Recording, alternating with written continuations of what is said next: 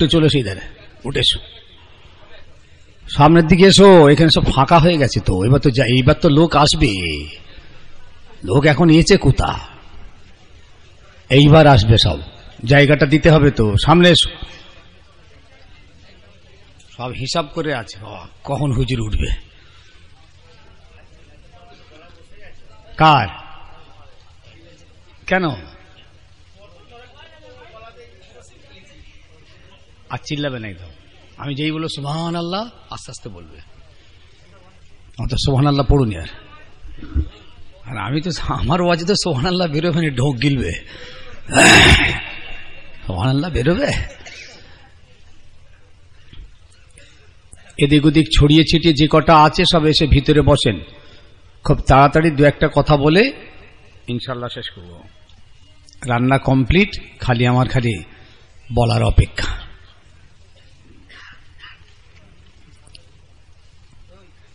উঠেসনি কেউ একদম, এখন উঠা আর যাবে না। খুব দরকার থাকে আলাদা কথা, বাকি উঠবার কোনো জায়গা নেই আর। قال الله تعالى في كلام المجيد والفرقان الحميد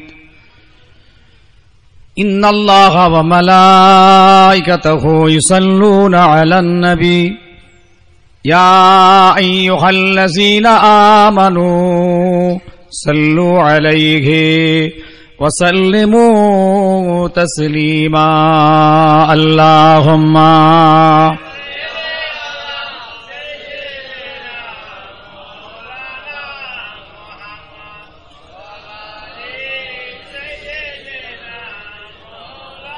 खुदा से मोहब्बत नबी से जुदा ये तो अब्द अनवार का गवारा नहीं मुस्तफा की गुलामी क्या चीज है जिसको मिल गया दो जहां मिल गया अल्लाहुम्मा सल्ली अला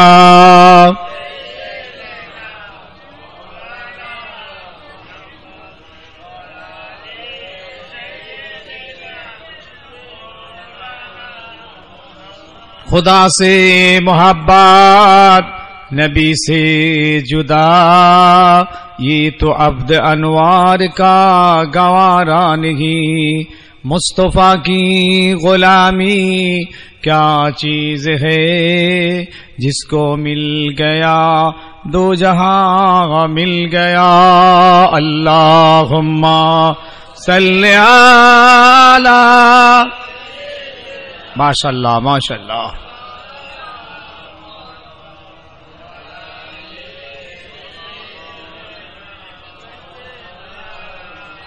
قال الله تعالى في كلام المجيد والفرقان الحميد إنما يخشى الله من عباده العلماء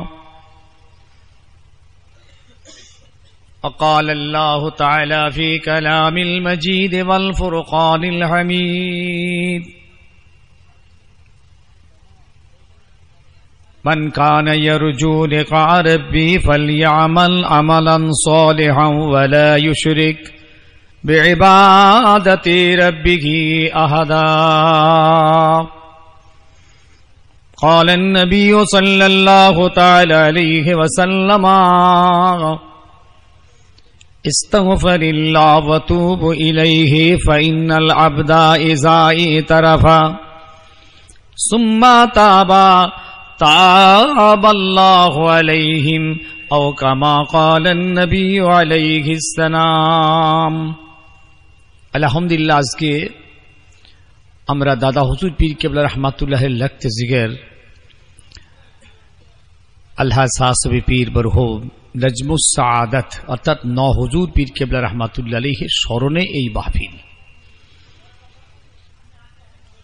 আপনারা বেশ দীর্ঘ অনেক বছর এই মাহফিল চালিয়ে আসছেন। হুজুর কেবলার স্মরণে এই মজলিস, এরকম বড় হুজুর কেবলা, মেজলা হুজুর, ল হুজুর, সেজ হুজুর, ছোট হুজুর, দাদা হুজুর কেবলার সমস্ত হুজুর কেবলাদের স্মরণে বাংলার বিভিন্ন জায়গাতে মাহফিল হচ্ছে।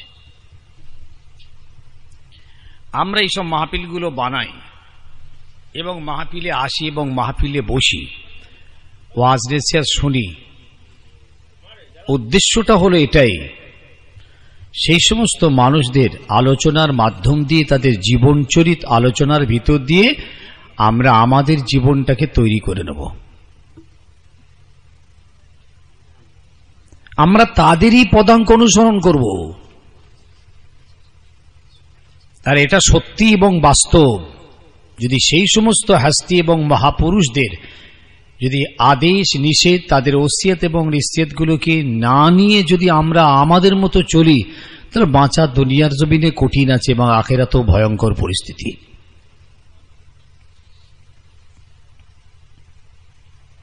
এখন এই মাহফিল যে আমরা বানিয়েছি আমাদের বাঁচার জন্য, তিনি তো তাঁর আখিরাতের সবকিছু পাথিয়ে গুছিয়ে আখিরাতের সামান পুটলি তৈরি করে তিনি আখিরাতের মানুষ হয়ে গেছে। ভাবনা এখন আপনার আর আমার, ভাবনা আমাদের। আমরা এখন কি করে পার হব? তানারা তো পোল পার হয়েছেন, পোল ব্রিজ, একটা ব্রিজ পার হয়ে গেছেন তানারা। এখন আমরা কিন্তু সেই ব্রিজ এখনো পার হইনি। সে ব্রিজটা কি? কি বলছে?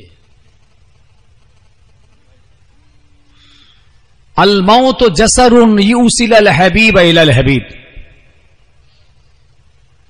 মওত হচ্ছে একটা পোল, এই পোলটা আমাদেরকে পার হতে হবে। কেন? একটা দোস্ত আর একটা দোস্তের সঙ্গে দেখা করবার জন্য এই পোলটা পার হবে।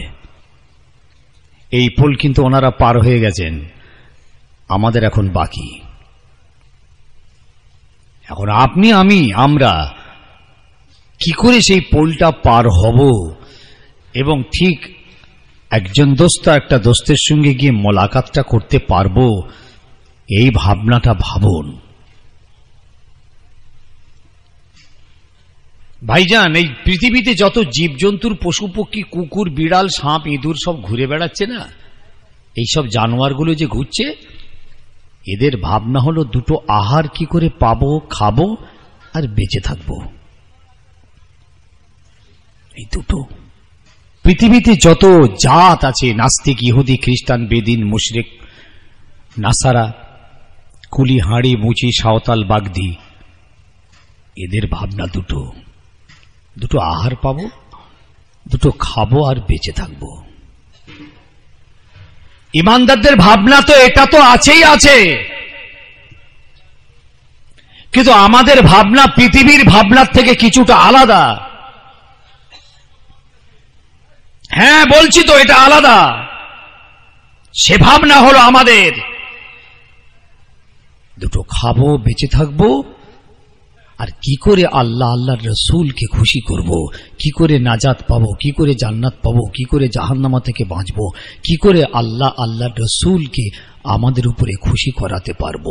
এই ভাবনাটা ইমানদার, মুমিন, কলমাওয়ালা মুসলমানদের জীবনের মূল সম্পদ।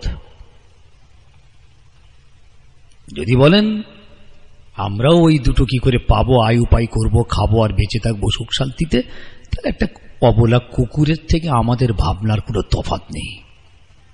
বরং কুকুরটা ভালো, ওর গুনাহ নেই, ওর নেকি নেই, সওয়াব নেই, জাহান্নামা নেই, জান্নাত নেই, আযাব নেই, পুলসিরাত নেই, দাঁড়ি পাল্লা নেই। আপনি বাঁচতে পারবেন তো? কুকুরটার মতো যদি আমরা একই ভাবনা ভেবে পৃথিবী থেকে চলে যাই,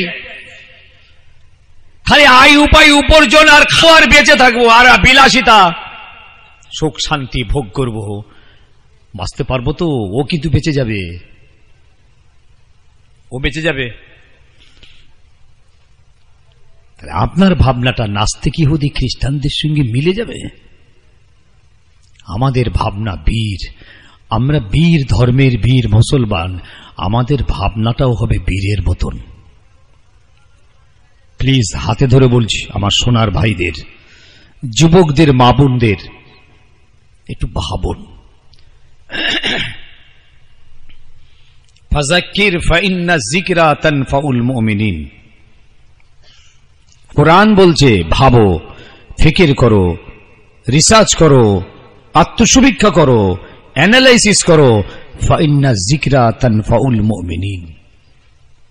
যাদের স্মরণে আজকে আমরা বসেছি তারা এইরকম ফিকির করে জিকির করে স্মরণ করে ইয়াদ করে পুটলি বেঁধে চলে গেছে। আজকে আমরা দাদা হুজুর পীর কেবলা স্মরণে যদি একটা মাহফিল করি, দাদা পীরের কিছু বাড়বে না। বড় পীর সাহেব কেবলার নামে যদি একটা জলসা করি, বড় পীর সাহেব কেবলার কোনো লাভ নেই। নবী পাক সাল্লাল্লাহু আলাইহি ওয়াসাল্লামের স্মরণে যদি একটা ঈদে মিলাদুন নবী করি, এতে আমার নবীর কিছু বাড়বে না, আর যদি না করি আমার নবীর কিছু কমবে না। আমরা করি আমাদের বাঁচার জন্য। কথা শুনছেন? বুঝছেন কিছু? নবীর কিচ্ছু যায় না। সবাই যদি আমরা রসুলের উপরে সবসময় দরুদ পড়তে থাকি, আমার নবীর কিচ্ছু লাভ নেই। লাভ আমাদের, আমরা আমাদের ফায়দার জন্য আমরা পড়ি। এই যে নামাজ পড়ি, কিয়াম আল্লাহর, রুকু আল্লাহর, সেজদা আল্লাহর, তাসবিহ আল্লাহর, সব আল্লাহর জন্য, লাভ কিন্তু আমাদের। আমার আল্লাহর কিচ্ছু লাভ নেই। এরা ভাবে নামাজ কেন পড়বো, আল্লাহর লাভ হবে, ওই জন্য নামাজ পড়ে না এরা। আমরা খাটবো আর আল্লাহর লাভ হবে, ওই জন্য না বেনামাজি গুলো ওই জন্য নামাজ পড়ে না। যে কটা বেনামাজি আছে ওরা ওই জন্য নামাজ পড়ে, ও নামাজ পড়ে।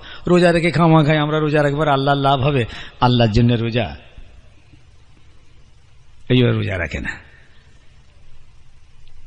আপনি জানেন না কোরবানি আপনি করবেন 10,000 20,000 টাকা দামের মূল্যের জন্তুর পশুটাকে কিনে আপনি কোরবানি করছেন। এ কোরবানিটা আল্লাহর নামে করতে হয়, আল্লাহর নামে করতেই হবে, অন্য নামে কোরবানি করা যাবে না। যেহেতু বিসমিল্লাহ আল্লাহু আকবার বলে আপনি কোরবানিটা যখন করলেন, তাহলে কোরবানি আল্লাহর জন্য হলো, আল্লাহর নামে হলো, কিন্তু লাভ কিন্তু আপনার হয়ে গিয়েছে। দুনিয়ার ভাইয়েরা, ছেলেরা, ও যুবক জওয়ান মায়েরা, বোনেরা, তাই বলে যাচ্ছি আমরা দুনিয়ার জমিনে যা করি আমাদের বাঁচার জন্যে। তাই আজ আমি আপনাদেরকে বাঁচার জন্য একটু ভাবতে বলছি। যেমন দুনিয়ার চাষবাস, কারবার, ব্যবসা, বিজনেস, চাকরি বাকরি, ছেলে মেয়ে, নাতি পোতা জামাই, সুখ শান্তি আয়েশ আরামের জন্য কত না ভাবনা আমাদের ভাবতে হয়, ঠিক সেই রকম আরো একটা ভাবনা আমাদের ভাবতে হয়।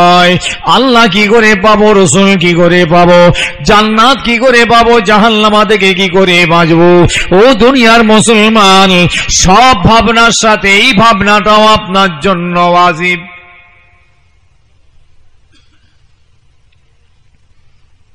জীবনে যদি আপনি না ভাবেন, দুনিয়ার কোনো কামিয়াবি আপনার হবে না।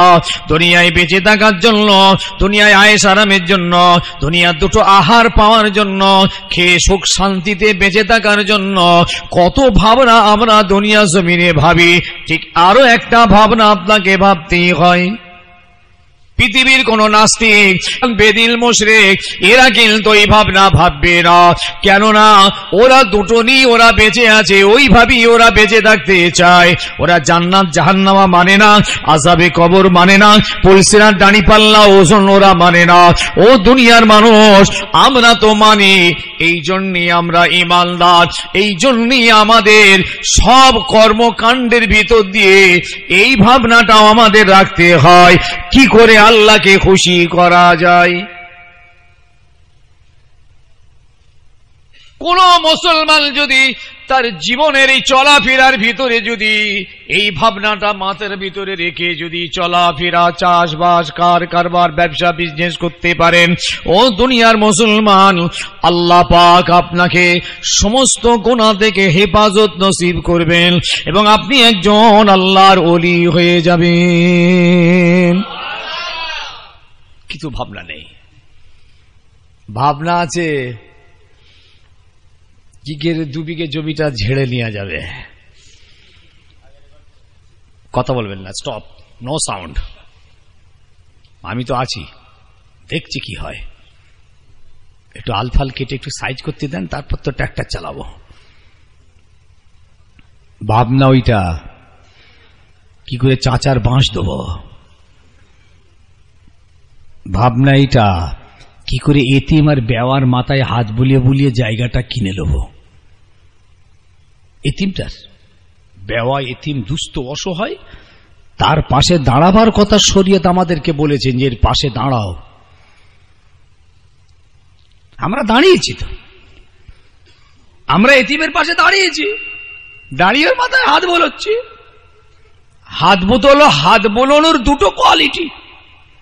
একটা কোয়ালিটি হলো সত্যি আপনি আল্লাহর শরীয়ত মেনে তার মাথায় হাত বোলাচ্ছেন, আর একটা হাত বোলানো হলো কি বলেন, বলেন বলেন আপনারা একটু বলেন না, আপনারা তো বড় আলেম বসে আছেন, বলেন। আর বলবেন না হক কথাটা, এই হক কথা যদি না বলেন গোঙা শয়তান। রসুল বলে দিয়েছেন আস-সাকিতু আনিল হাক্কি শাইতানিল আখরাস। আর একটা হাত বোলানোর উদ্দেশ্য হলো ঝাড়া, ওকে বুঝিয়ে সুজিয়ে মাথায় টুপি পরিয়ে ওই জায়গাটা লিখে নিয়ে তারপর আর হাত তো বোলাবই না, উল্টে বুলেট দেখাবো। এই ভাবনা নিয়ে বেঁচে আছি আমরা, একটা অবলা পশুর থেকেও খারাপ। আর মুসলমান, রাসূলুল্লাহ বলেছেন যদি আখিরাত পেতে চাও, আল্লাহ পেতে চাও, জান্নাত যদি পেতে চাও, যদি মাগফিরাত পেতে চাও, দুনিয়ার জমিনে কিছুটা ক্ষয়ক্ষতি আপনার করতে হয়। মান আহাব্বাদ দুনিয়া আদিররু বিআখিরাতিহি ওয়া মান আহাব্বুল আখিরাতা আদিররু বিদুনিয়াহু। যদি দুনিয়া পেতে চান, কেবল দুনিয়ায় যদি সুখ শান্তি আয়েশ আরামটাই যদি আপনার জীবনের কাম্য হয়, তাহলে আখিরাতের ক্ষতি লস হয়ে যাবে। কোনটা চান? 1 লাখ মুসলমানকে যদি জিজ্ঞেস করি বেটা বলো আখিরাত চান না চান না, সবাই দাঁড়িয়ে বলবো আমরা আখিরাত চাই,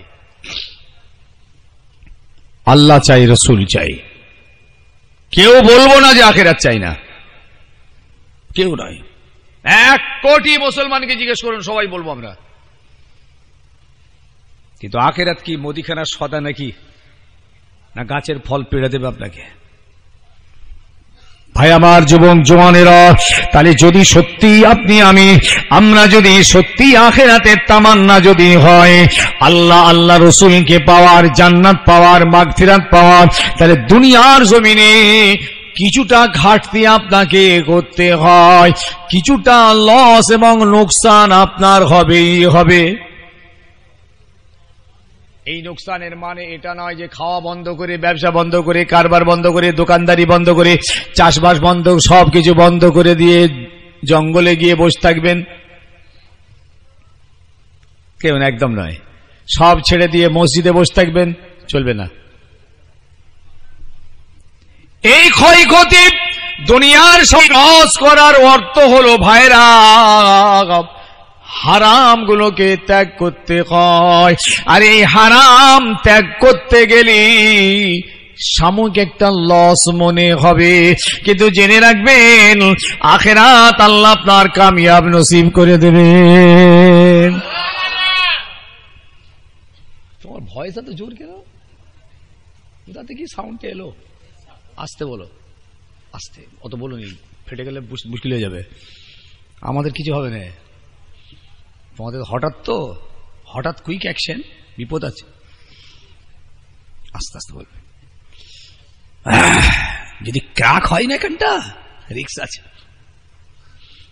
আমাদের ক্রাক ফ্রাক হবে না। আল্লাহর রহমত, বছরের পর বছর, বছরের পর বছর আল্লাহ পাক এটাকে পুরো একদম বুঝেছেন, মেডিসিন করে পুরো ইয়ে করে দিয়েছে, কিচ্ছু হবে না, নো প্রবলেম। কিন্তু আপনাদের হঠাৎ অ্যাকশন তো রিস্ক আছে, রিস্ক আছে, সাবধান সাবধান, আস্তে আস্তে বলবেন। কথা শুনছেন ভাই? কারা কারা আখিরাত চান হাত তোলেন। হাত না তুললে জানবে আখিরাত চাই না, এসব আবু জেহেলের দলে আছে। কয় সবাই তুলেছে? কিছু তোলেনি কিন্তু। ও কি আবু জেহেলের দলে আছে নাকি ওরা? হ্যাঁ ইনশাআল্লাহ আমরা তো আখিরাত চাই, হাত নামান। আমরাই তো জান্নাত পাবো, আমরাই তো ইমানদার, আমরাই তো বীর ধর্মের বীর মুসলমান। ইনশাআল্লাহ জান্নাত যদি পেতে হয় তো আল্লাহ আমাদেরকেই দেবেন। বলুন ইনশাআল্লাহ, জোরে বলুন ইনশাআল্লাহ, জোরে বলেন ইনশাআল্লাহ। জান্নাত তো আল্লাহ আমাদেরকেই দেবেন। পৃথিবীর কোন জাত পাবে না, নাস্তিক, ইহুদি, খ্রিস্টান, বেদিন, মুশরিক, কেউ জান্নাত পাবে না। জান্নাত যদি নসিব হয় তো ইনশাআল্লাহ আমাদের হবে। বলুন ইনশাআল্লাহ। তাহলে আমরা আখিরাত চাই না তো কি কারা চাইবে? কি নরেন্দ্র মোদী আখিরাত চাইবে নাকি? সোনিয়া চাইবে যে আমি আখিরাত চাই? মমতা চাইবে? ওরা যাবে? মাথা খারাপ। তবে রিস্ক আছে, যদি জীবনের শেষ মুহূর্তে যখন পিছনে পড়ে পড়ে যদি বলে একবার মসজিদের ইমাম সাহেবকে ডেকে নিয়ে আই, কলমাটা পড়িয়ে দিতে বল আমাকে, যদি একবার শেষ কলমাটা পড়ে নিয়ে যদি মরে যায়, নিঃসন্দেহে জান্নাতে চলে যাবে নরেন্দ্র মোদী।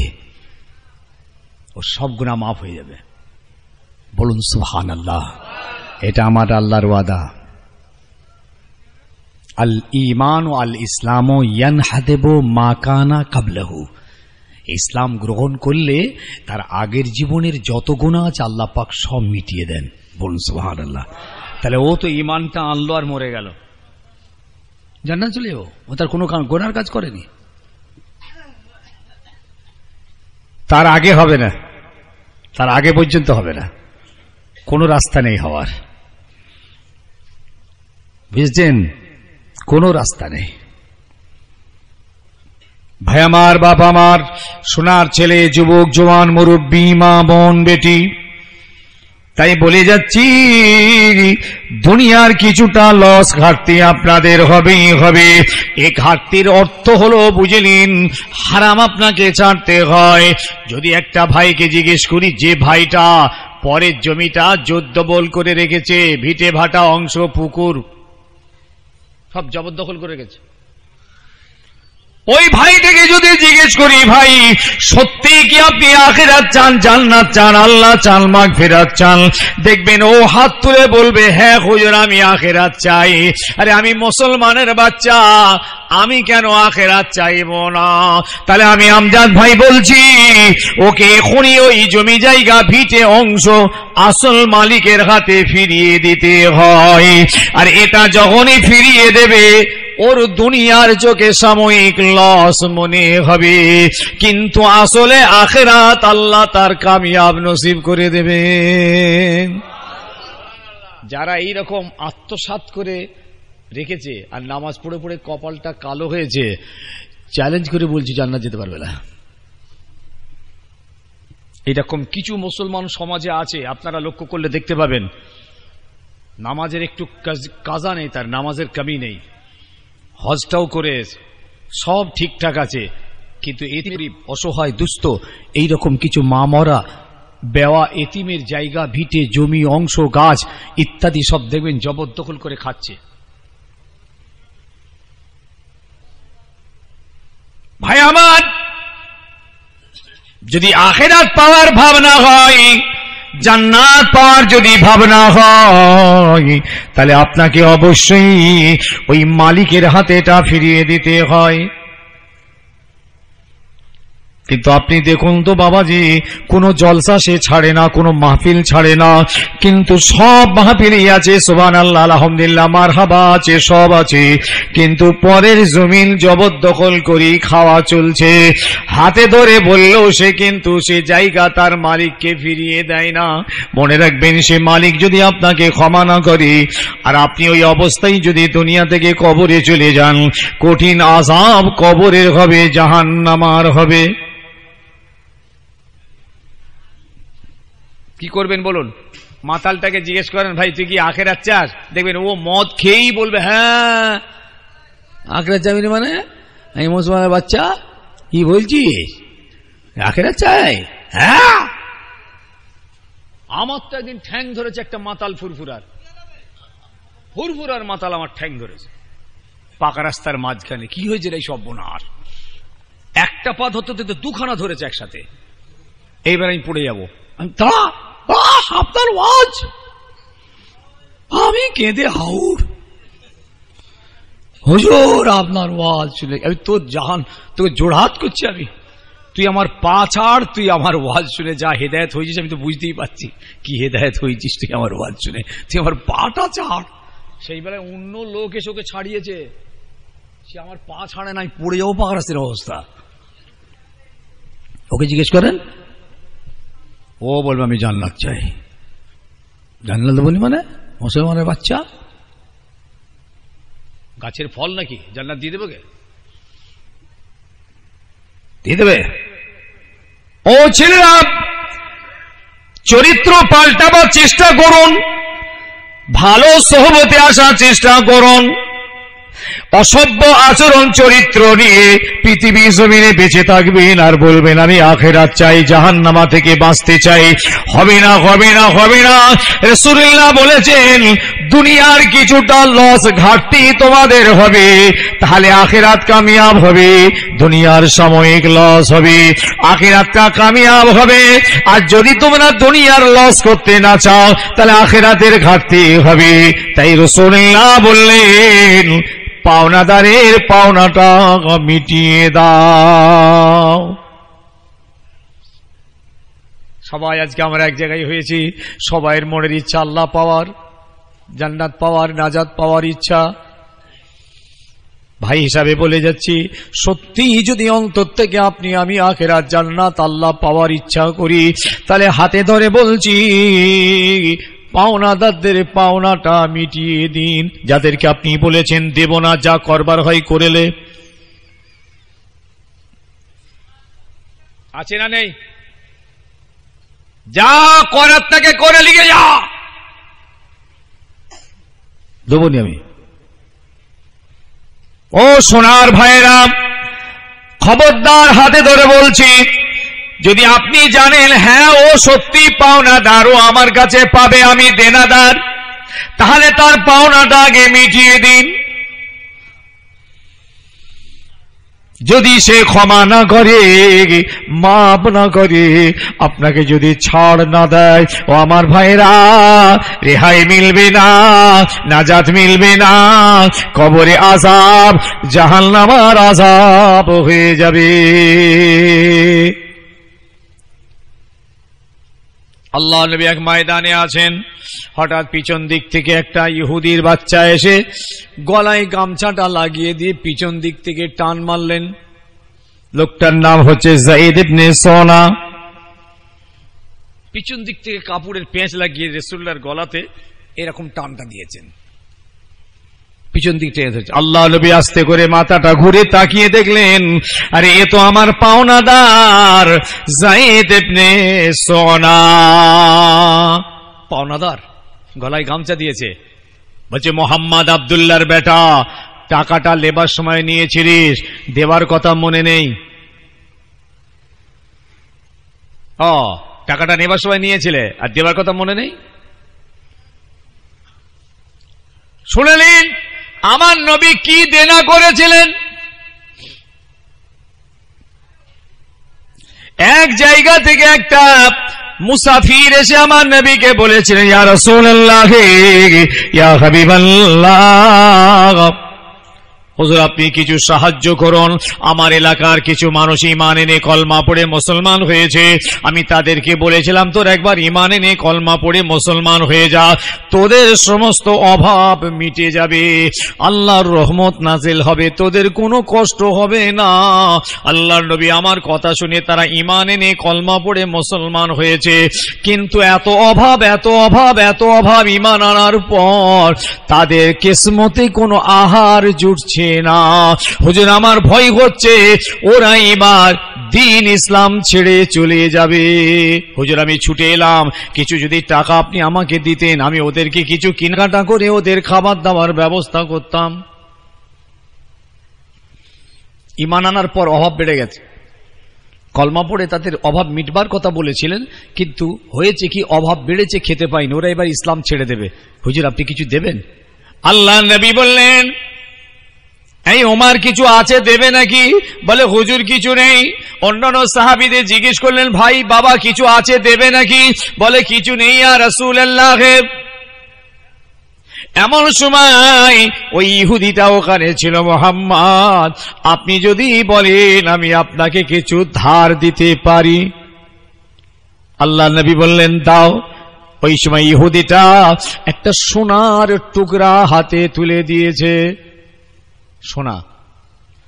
হুজুরকে বললেন, মুহাম্মদ এটা আপনাকে আমি ধার হিসাবে দিলাম, এর বিনিময়ে আপনি অমুক দিনের ভিতরে, এত দিনের ভিতরে এত পরিমাণ খোরমা আপনি আমাকে মিটিয়ে দেবেন। শুনছেন ভাই, কথা বুঝছেন তো? খোরমা নেবেন, সোনা নেবেন না, খোরমা নেবেন। দিন যায় রাত আসে, রাত যায় দিন আসে। হঠাৎ একদিন ওই ইহুদিটা গলায় গামছা দিয়ে টান মেরেছে।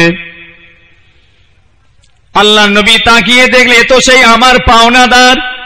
ওমর পাশে দাঁড়িয়েছিলেন, লাফ মেরে উঠলেন তলোয়ার হাতে, ওকে কতল করে দেবো। এত বড় স্পর্ধা, আমার রাসূলুল্লাহর গলায় গামছা দিয়ে টানছে, ছোট বড় কথা বলছে। মুহাম্মদ আব্দুল্লাহর বেটা, টাকাটা নিয়েছিলে, খোরমাটা দেওয়ার কথা মনে নেই? ওমর ফারুক মারার জন্য তলোয়ার তুলেছে। আল্লাহর নবী দুটো হাত তুলে বললেন, বাবা ওমর মেরো না, মেরো না, মেরো না, সবর করো।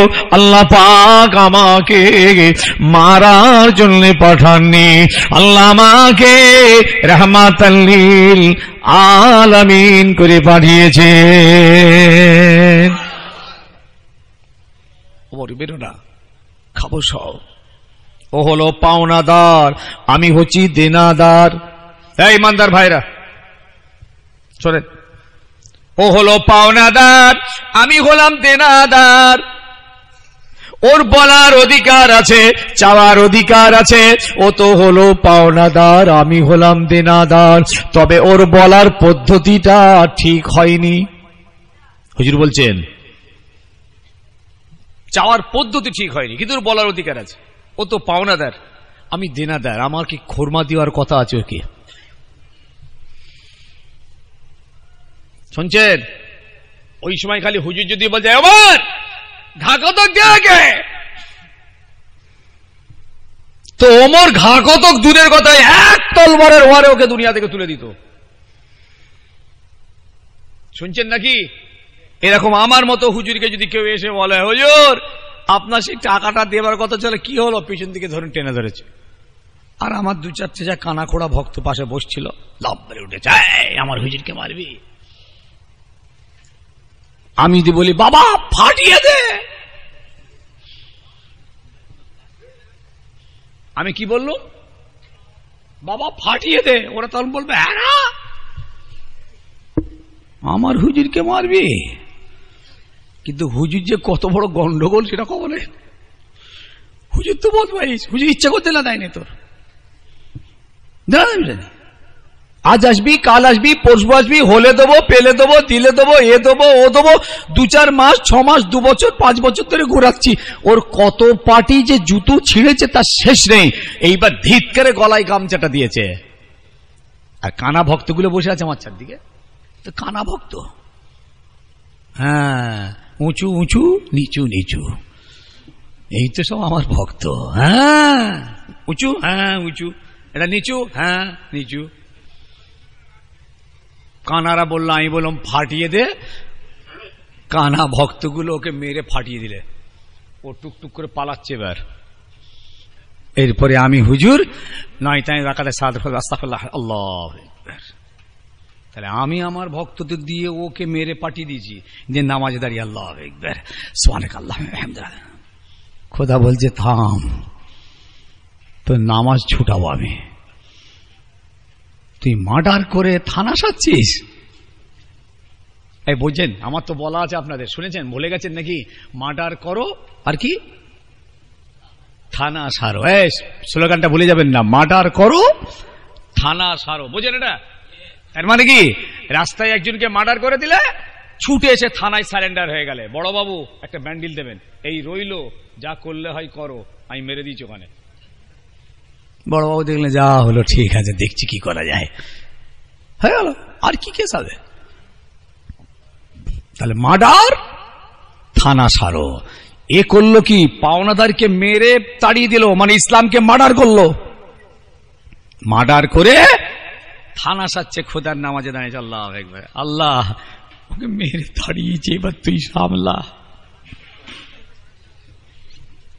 ছেলে খেলা পেয়েছ, ধোঁকাবাজি। হ্যাঁ, আল্লাহ নবী বলছেন, ওমর আমি হলাম দেনাদার, ও হলো পাওনাদার, মেরো না মেরো না, ওকে একবার নিয়ে যাও আমার তরফ থেকে, ওর পাওনাটা মিটিয়ে দাও। আর বলি শোনো ওমর, হযরত ওমর খুব উত্তেজিত হয়ে ভাষায় প্রতিবাদ করেছিলেন, তলোয়ার মারতে পারলেন না ইহুদিটাকে, কিন্তু কড়া ভাষায় প্রতিবাদ করেছিলেন।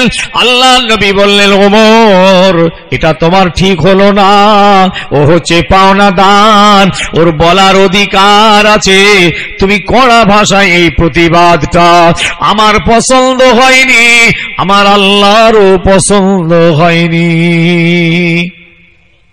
ওমরকে নিয়ে যাও, আমার পাওনা যে পরিমাণ খরমা দেওয়ার কথা ছিল এটা তুমি ওকে দিয়ে দাও আমার তরফ থেকে। আর বলি শোনো, তুমি যে কড়া ভাষায় ওকে কথা বলেছো, এই কড়া ভাষায় কথা বলার জন্য তার পানিশমেন্ট হিসাবে 2 আশা খেজুর তুমি ওকে বেশি কাফারা হিসাবে দিও।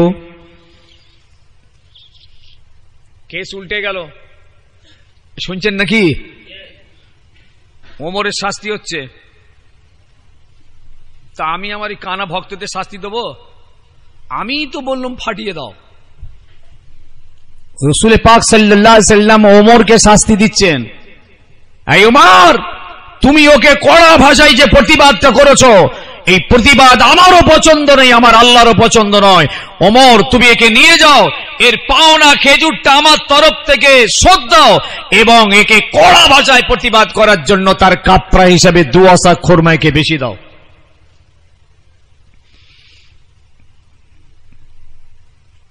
এত ক্ষমতা, লাঠির ক্ষমতা, পার্টির ক্ষমতা, পঞ্চায়েতের ক্ষমতা, পদের ক্ষমতা, গদির ক্ষমতা, থানা, বড়বাবু, মেজবাবু, কোর্ট, দুনিয়ার ক্ষমতা নিয়ে একদম ফেরাউনের মতো পৃথিবীর বুকে ঘুরে বেড়াচ্ছে। আরে যা যা যা করতে পারিস করলি যা, পয়সা দেবো নিজের হয়ে গেল। ওই 26টাকে জিজ্ঞেস করেন, তুই জান্নাত চাস? না, মুসলমানের বাচ্চা জান্নাত বলি মানে ওকে থোড়াই জান্নাত পাবে। ইসলামকে বুঝুন, ঠিক জায়গায় আসুন। ইসলাম মানে শুধু নামাজ নয়, রোজা নয়, হজ, যাকাত, কোরবানি নয়। ইসলাম টোটাল ফান্ডামেন্টাল, টোটাল লাইফ হিস্ট্রির ভিতরে ইসলাম আছে।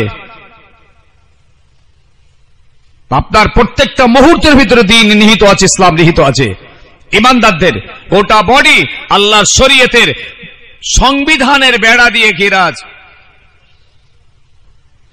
হযরত ওমর নিয়ে গেলেন, বলবো তো নাকি? কি হলো, ঘুমোচ্ছেন নাকি, চঞ্চল করছেন কেন? থামেন না ভাই, আমার হাতে কিন্তু যতই লাপালাপি করেন, শেষ হুজুর আমার হাতে আছে। হ্যাঁ, আমি কাতা সোজা করবো, আমি পাতা দেবো, আর আমি বিসমিল্লাহ বলে খানা দেবো, যতই লাপালাপি করার হবে না। আর আপনারাও খুব ভালো জানেন এই হুজুরের হাতেই সবকিছু। একটুখানি হযরত ওমর নিয়ে গেলেন, পাওনা খেজুরটা তাকে দিয়ে দেওয়ার পর 2 আশা খেজুর বেশি দিচ্ছে। ইহুদি বলে, ভাই ওমর এই বেশি খেজুরটা কিসের জন্য দিচ্ছ? এ তো আমার পাওনা খেজুর নয়, মুহাম্মাদের কাছ থেকে যে খেজুরটা আমার পাওনা ছিল সে খেজুরমা তো তুমি আমাকে দিয়ে দিয়েছো, এ 2 আশা খেজুরটা কেন বেশি? ওমর বললেন, ভাই ইহুদি তুমি আমার নবীর গলায় গামছা দিয়ে যখন টান দিয়ে ছোট বড় কথা বলছিলে, আমি তোমাকে মারার জন্য তলোয়ার তুলেছিলাম, নবী আমাকে বাধা দিলেন, আমি সামলাতে না পেরে কিছু কড়া ভাষায় তোমার উপরে আমি প্রতিবাদ করেছিলাম। এই প্রতিবাদ করাটা আমার আল্লাহরও পছন্দ হয়নি, আমার রাসূলেরও পছন্দ হয়নি। তাই আমার নবী আমাকে বলেছেন এই কড়া ভাষায় প্রতিবাদ করার জন্য 2 আশা খেজুর তোমাকে বেশি দিতে বলেছেন, এই 2 আশা এই খোরমাটা তোমাকে যে বেশি দিলাম, এটা হলো তোমার উপরে আমার প্রতিবাদ করার জন্য আমার পানিশমেন্ট। এখন তো যেমন আমি কানা, আমার মুরিদও কানা, সব কানা। বুঝতে পেরেছেন? হক কথা বলার আর ক্ষমতা নেই কারো, কেউ বলতে পারবে না। রাসূল পাক সাল্লাল্লাহু আলাইহি সাল্লাম যত ভক্ত আশেক যেই থাক, ঠিক জায়গাতেই কিন্তু হুজুর খুব কঠোর। এটাই তো আখিরাতের চিন্তা। ব্যাস, যেই হযরত ওমর ফারুক এই কথাটা বলেছেন না, এই ইহুদিটা না, এই দেখেন ইহুদিটা চোখ দিয়ে পানি গড়াচ্ছে। যায়েদ ইবনে সোনা ওই সময়ে দুটো চোখ দিয়ে পানি গড়ায়, বলে ভাই ওমর, এমন নবী পাবো না, এমন নবী হবে না, এমন রাসূল মিলবে না, অন্যায় আমার, শাস্তি ওমরের, ভুল তো আমার, আমি তো মোহাম্মদের গলায় গামছা দিয়ে টান দিলাম, অথচ এখনো পর্যন্ত খোরমা দেওয়ার যে শেষ দিনটা ছিল সেটা এখনো শেষ হতে 3 দিন বাকি আছে।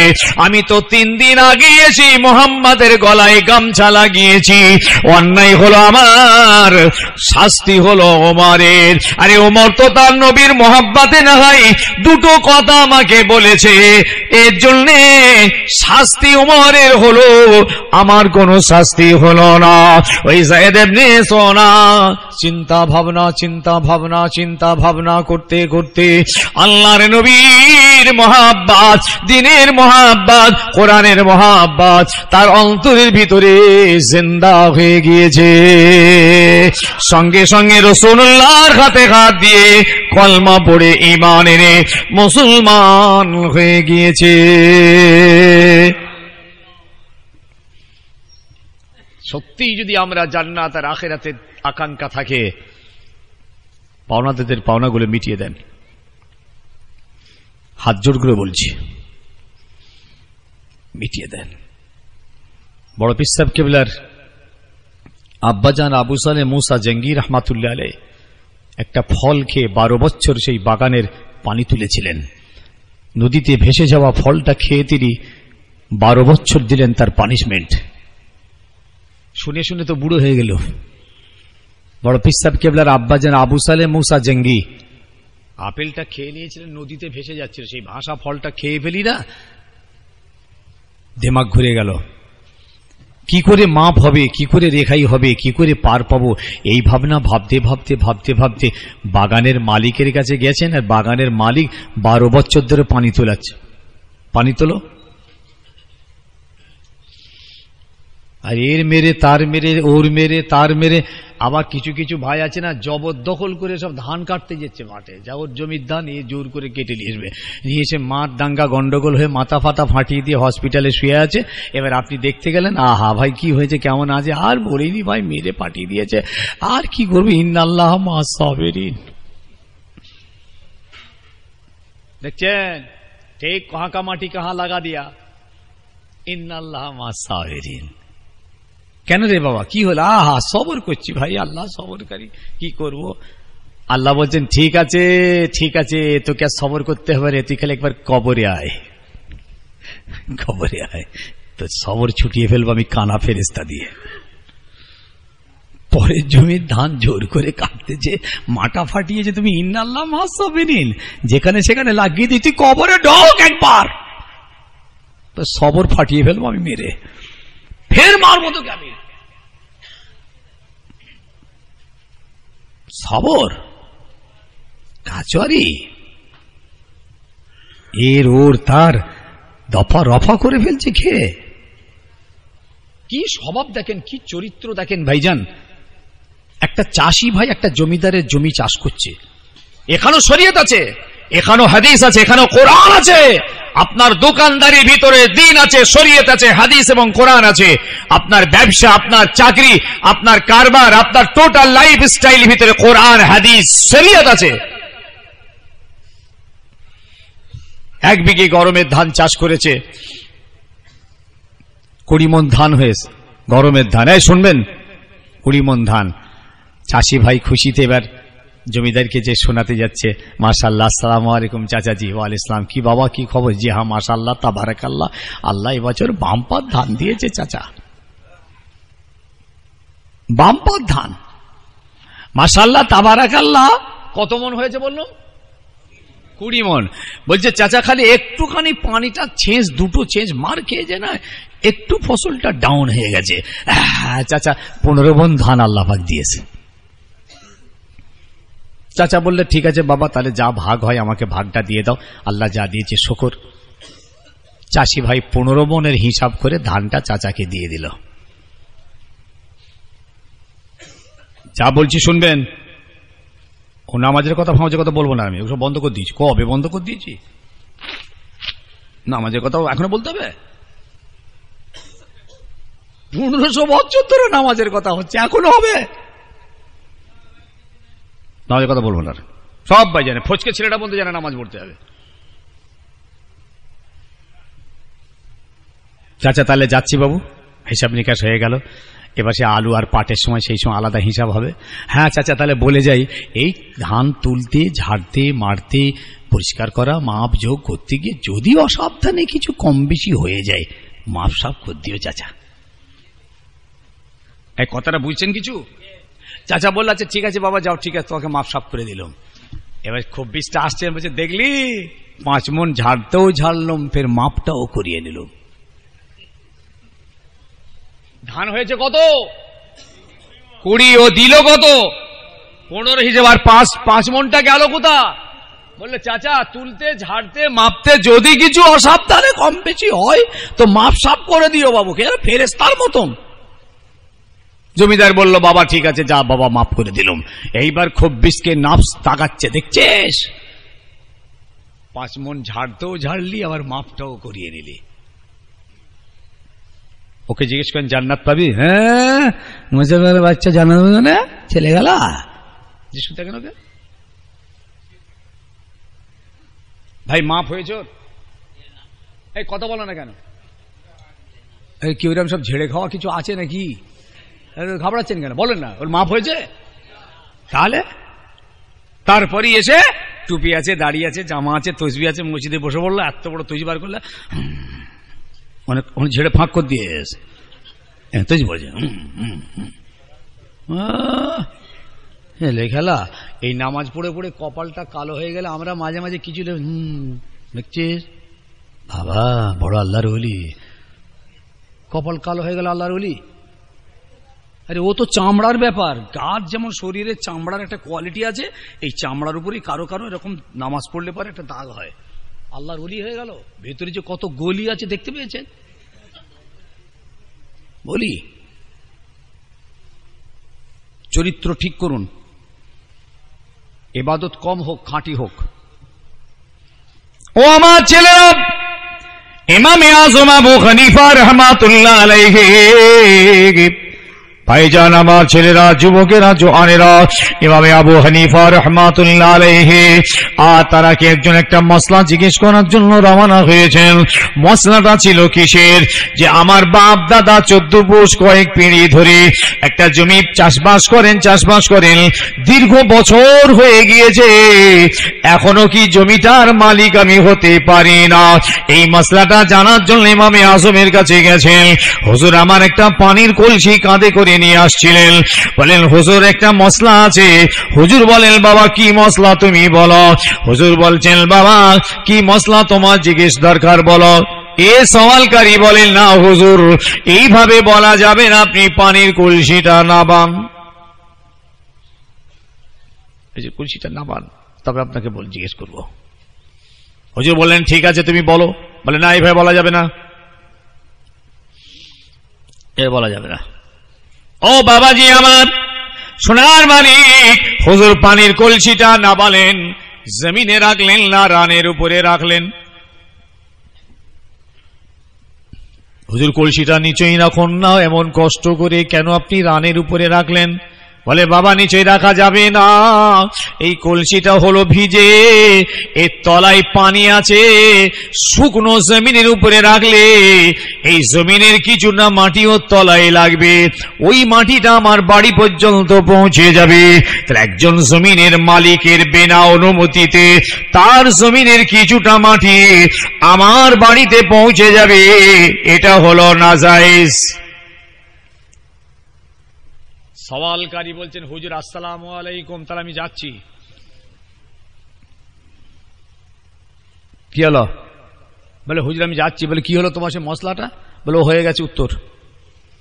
বাবা, একটা কলসির তলায় ভিজে আছে, তাতে যদি মাটি লেগে যায়, সেই মাটিটা বাড়ি পর্যন্ত গেলে যদি হারাম হয়, ই কি কিয়ামত পর্যন্ত পরের জমি আর হালাল হবে আমার?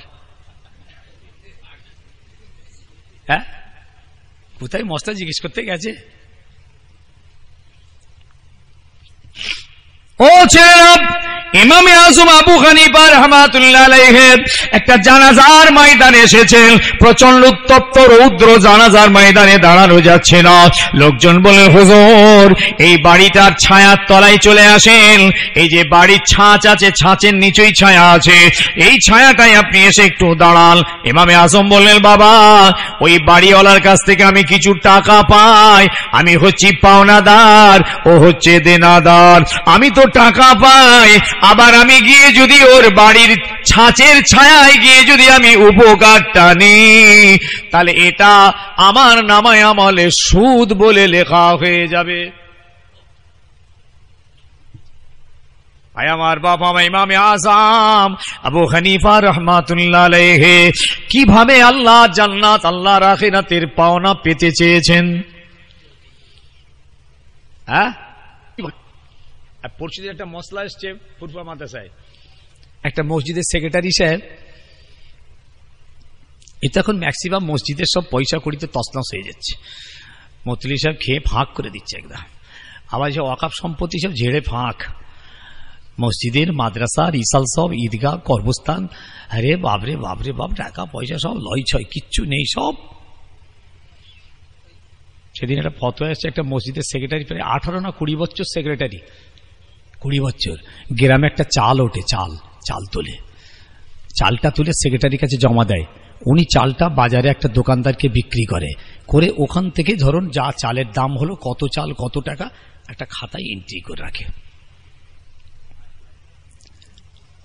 কিন্তু হয়েছে কি জানেন, খাতা কলমে এরা আবার একটুখানি হঠাৎ যখন এতদিন পর কিভাবে জানতে পেরে গেছে,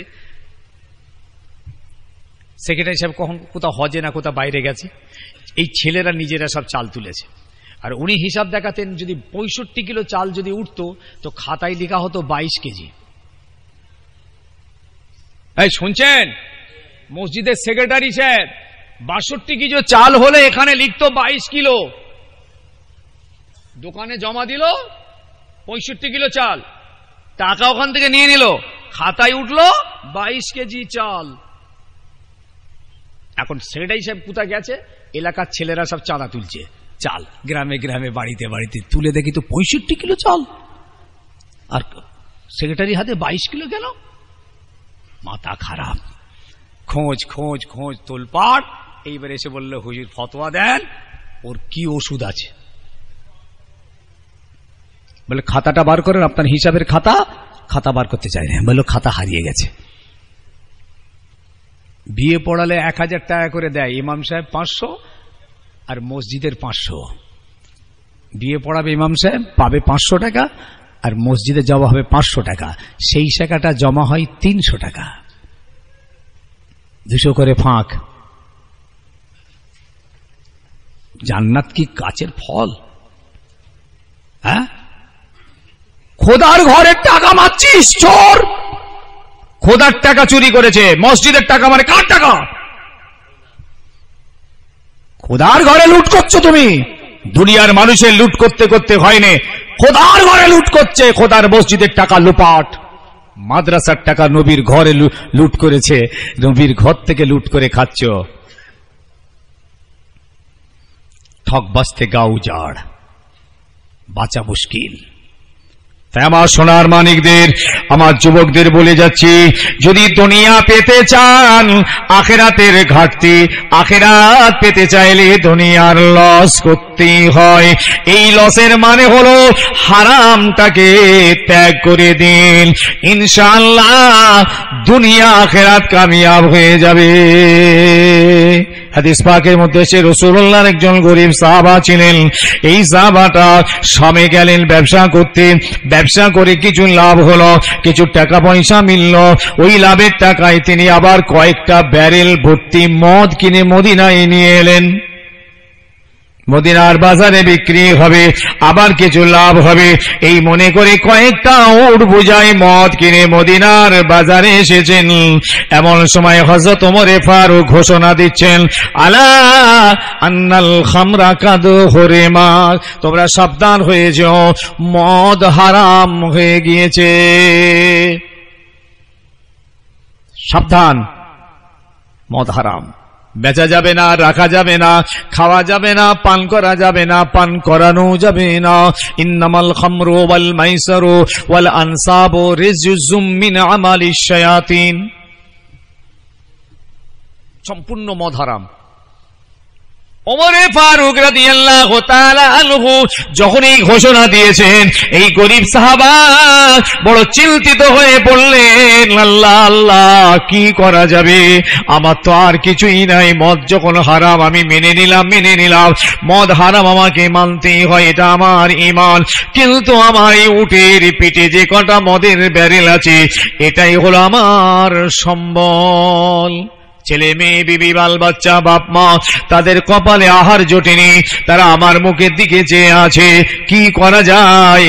এই মদগুলো যদি বিক্রি না হয়, এরা আর খেতে পাবে না। মনে মনে ঠিক করলেন, আমি মদ জীবনের মতো হারাম করে দিলাম, জিন্দেগিতে আর আনবো না, ব্যবসা করব না, বিক্রি করব না।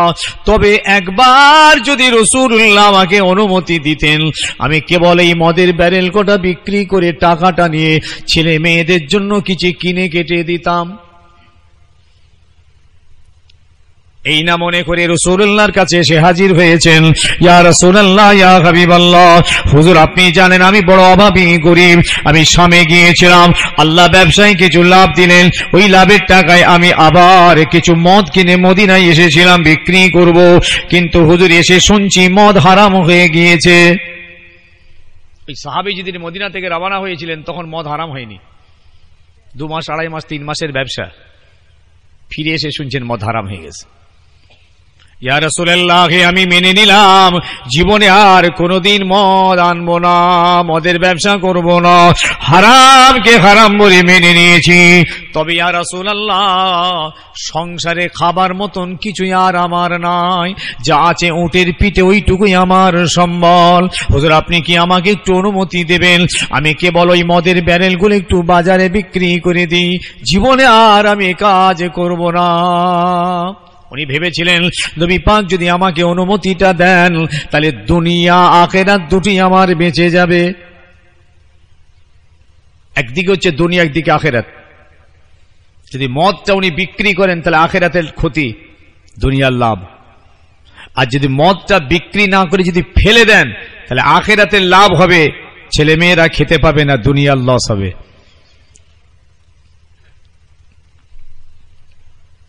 কোন দিকে যাবেন?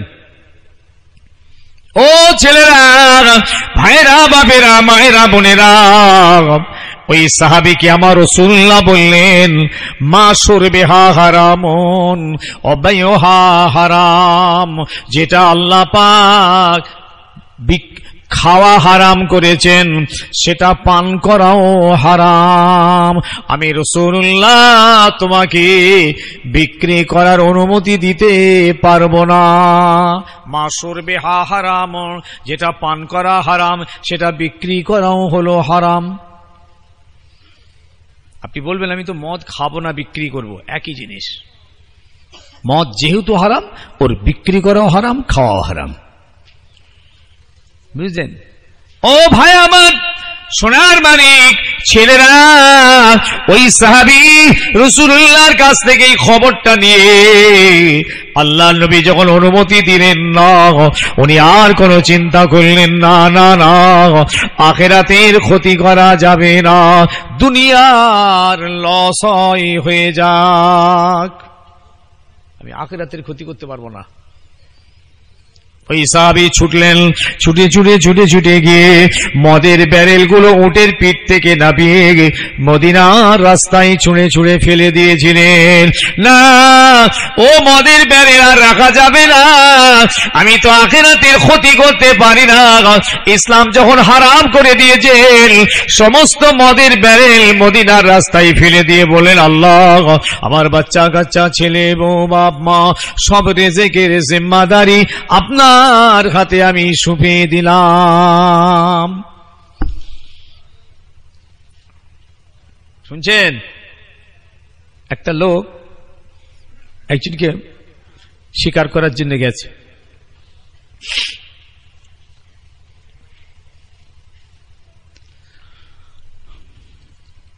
মার্ডার করবে। মার্ডার কেন মার্ডার করবে? তার টাকা পয়সা লুটতারাজ করে নেবে।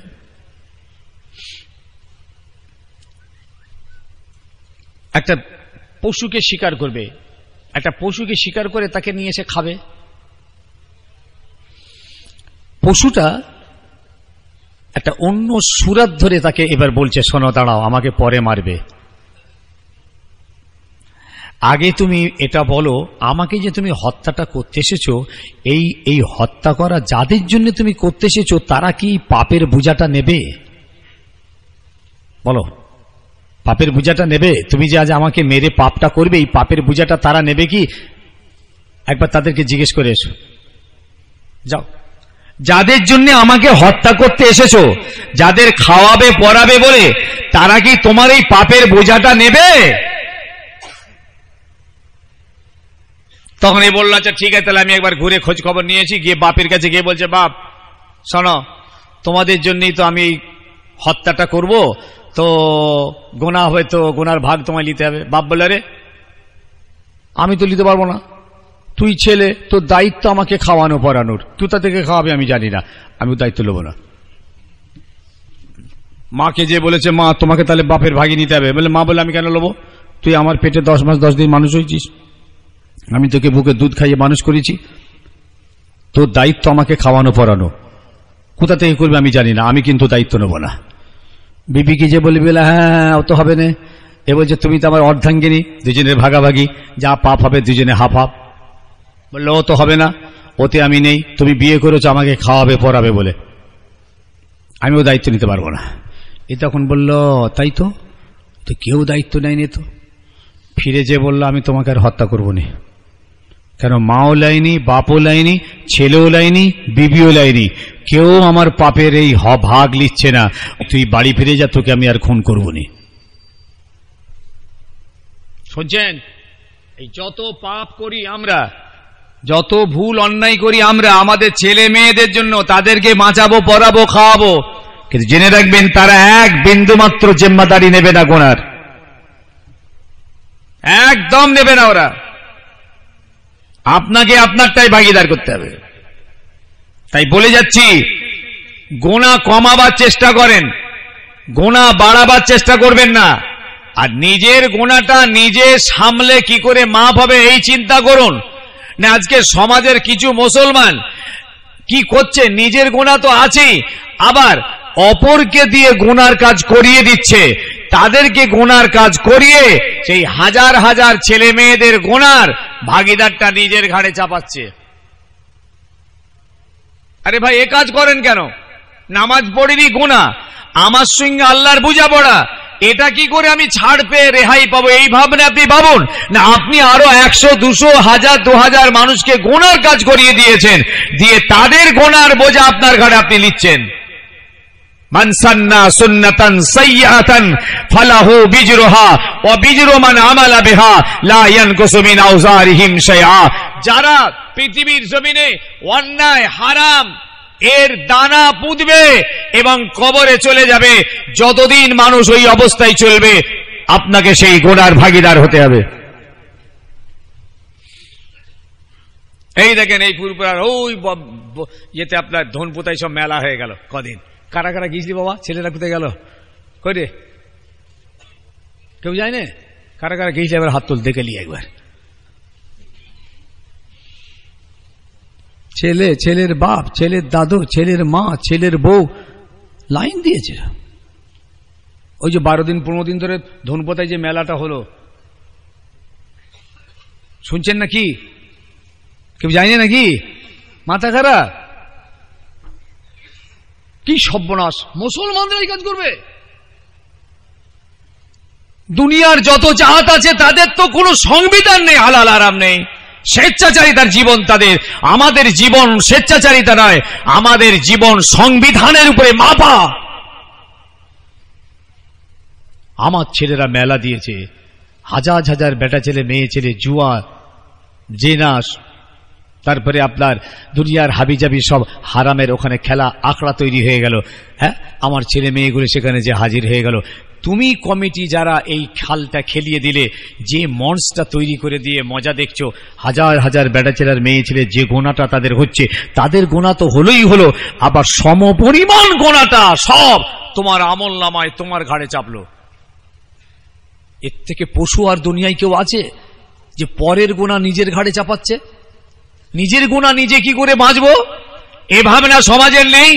এরা এমন কালচারে লিপ্ত হয়েছে, খোদাকে মানে না, খোদার আইন মানে না, সংবিধান মানে না, হাদিস কোরআন মানে না, এরা ইসলামকে খুন করে, এরা এইরকম হারামের আখড়া তৈরি করে দিয়ে মজা দেখছে, আর হাজার হাজার মেয়ে ছেলে অবাধ ভাবে গুনাহে লিপ্ত হয়ে গেল, আর সমস্ত গুনাহগুলো ওদের ঘাড়ে চাপলো। মুসলমানদের মেয়েদের দুরকম মেয়ে ছেলে গেছে, দুরকম। একটা গেছে বোরকা পরে নয়, এমনি গেছে, এমনি উলঙ্গ গেছে, নাস্তিক খ্রিস্টান ইহুদিদের মতন উলঙ্গ গেছে। জি হ্যাঁ, আর একটা গেছে বোরকা পরে গেছে। কত ইমানের তেজ! শুকনো বেঈমান, ওরা ওই মা বোনগুলো, ওরা বোরকা পরে মেলায় ঢুকেছে। কত বড় স্পর্ধা ওদের! আর এরা গেছে উলঙ্গ গেছে, সে যে বুঝে নাস্তিকদের মতন অশ্লীল পোশাক পরে ঢং করে মেলায় ঘুরতেছে, বম করে ঘুরতেছে। ভাই আপনাদের জিজ্ঞেস করছি, বলুন তো তুলনামূলক হিসাবে কোনটা মোটামুটি একটু ভালো? দুজনেই গুনাহ করছে, দুজনেই জাহান্নামে যাবে, কিন্তু দুটো মেয়ে ছেলেই জাহান্নামে যাবে। তুলনামূলক হিসাবে কোনটা একটু ভালো?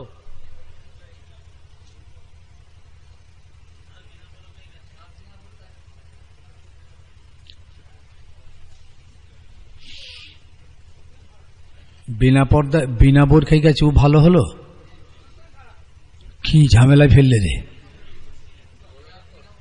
হ্যাঁ, আরে বোরকা পরে গেছে কিছু মেয়ে ছেলে, হ্যাঁ ছেলে গেলা বেছে নাকি? আর এরা গেছে একবারে উলঙ্গ। আরে দুটোই জাহান্নামায় যাবে, একটা ফার্স্ট কোয়ালিটি আর সেকেন্ড কোয়ালিটি। জাহান্নামা 7টা, একরকম নাকি? 7 রকমের লোক ঢুকবে 7 রকম জাহান্নামায়, আর জান্নাত 8টা, সব কি একই রকম? ফার্স্ট কোয়ালিটি সেকেন্ড কোয়ালিটি নেই, ফার্স্ট ক্লাস সেকেন্ড ক্লাস নেই। এই দুজনই জাহান্নামায় যাবে, কিন্তু বোরকা পরাটা হলো সব থেকে ডেঞ্জারাস। এই বোরকা পরাটা সব থেকে সিরিয়াস। ও আল্লাহর দিন শরীয়তের পর্দা বোরকা পরে সমাজে ইসলামকে লাঞ্ছিত করেছে, অপমান করেছে, ইসলামকে অপমান করেছে, ওর মুখে চুনকালি দিয়েছে। যাবি তো যা, এ বলে ওসব বোরকা মানি না, পর্দা মানি না, আমি যাচ্ছি, যাবো জাহান্নামায় যাচ্ছি, আমার মতো আমি চলে যাবো। এই খোলাখুলি চলে গেছে জাহান্নামায়, আর এ আবার বোরকা লাগিয়েছে, এ তো আরো সিরিয়াস।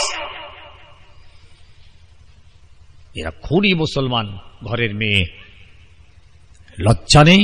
আর এদের হ্যাজব্যান্ড গুলোকে বলে যাচ্ছি, এদের হ্যাজব্যান্ড বলে ভেড়া, কাউকে বলছে মেড়া, তুই ছেলে ধর, আমি আসছি। মেড়াকে ছেলে ধরিয়ে দিলে বলে তুই এনে বস, ছাগল দেখ আর ছেলে ধর, ও মেলায় চলে গেল।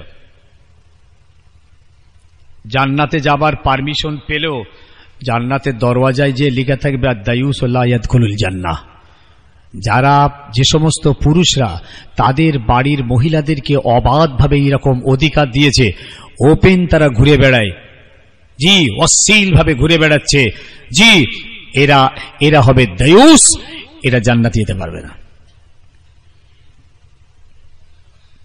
হেফাজতের দায়িত্ব আপনাকে আপনার বাড়ির মহিলাদেরকে হেফাজত করতে হবে।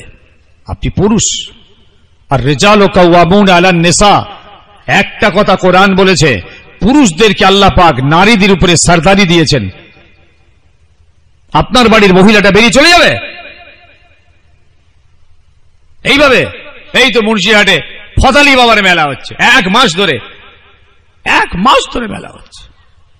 ওদিকে হাওড়া পীরের মেলা, আপনার ভাঙড় পীরের মেলা, মানিক পীরের মেলা, নেড়া পীরের মেলা, বুড়ো পীরের মেলা, চতুর্দিকে মেলা লাগিয়ে দিয়েছে পীরেদের নামে। এদের যদি জিজ্ঞেস করা হয় আপনারা কি জান্নাত পেতে চান, সবাই আমরা বলবো জান্নাত চাই। না না না, হবে না, হবে না, হবে না। ওই হারাম থেকে আপনাকে ফিরে আসতে হবে, চলে আসতে হয়। এই ফিরে আসার কারণে সাময়িক মনে হবে কিছু একটা লস হয়ে গেল নাকি, কিন্তু না না না, আখিরাত আল্লাহ আপনাদের কামিয়াব নসিব করবে। ভাই আমার, রাসূলুল্লাহ মদিনার মসজিদে নববীতে ওয়াজ করতে করতে হুজুর ওয়াজ করে বললেন, ওয়াসারিউ ইলা মাগফিরাতিন মির রাব্বিহিম ওয়া জান্নাতিন আরদুহা সামাওয়াতু ওয়াল আরদ। ও আমার সাহাবারা, কে আছো, তাড়াতাড়ি এসো, তোমরা তোমাদের গুনাহটাকে maaf করিয়ে নেবে, আর একটা জান্নাত তোমরা তোমাদের খোদার কাছ থেকে পাবে, যে জান্নাতটা আসমান জমিন বরাবর হবে। হুজুর ডাকছেন, দৌড়ে এসো। সাহাবারা সব ছুটে এলেন, তাড়াতাড়ি এসো। সাহাবারা সব ছুটে এলেন,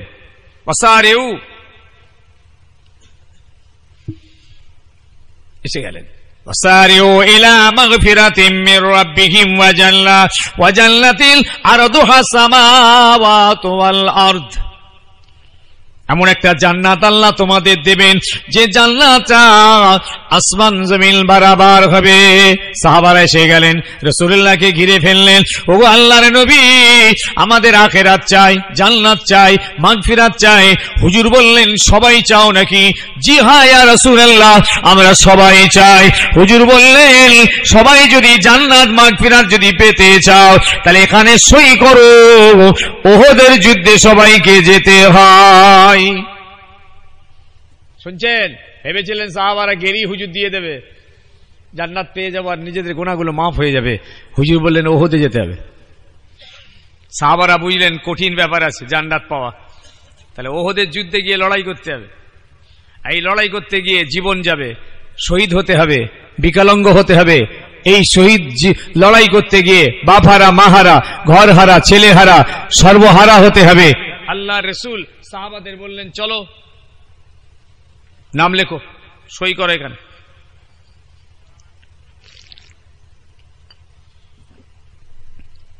সব সাহাবী সই করছেন। এই ছেলেরা শোনো,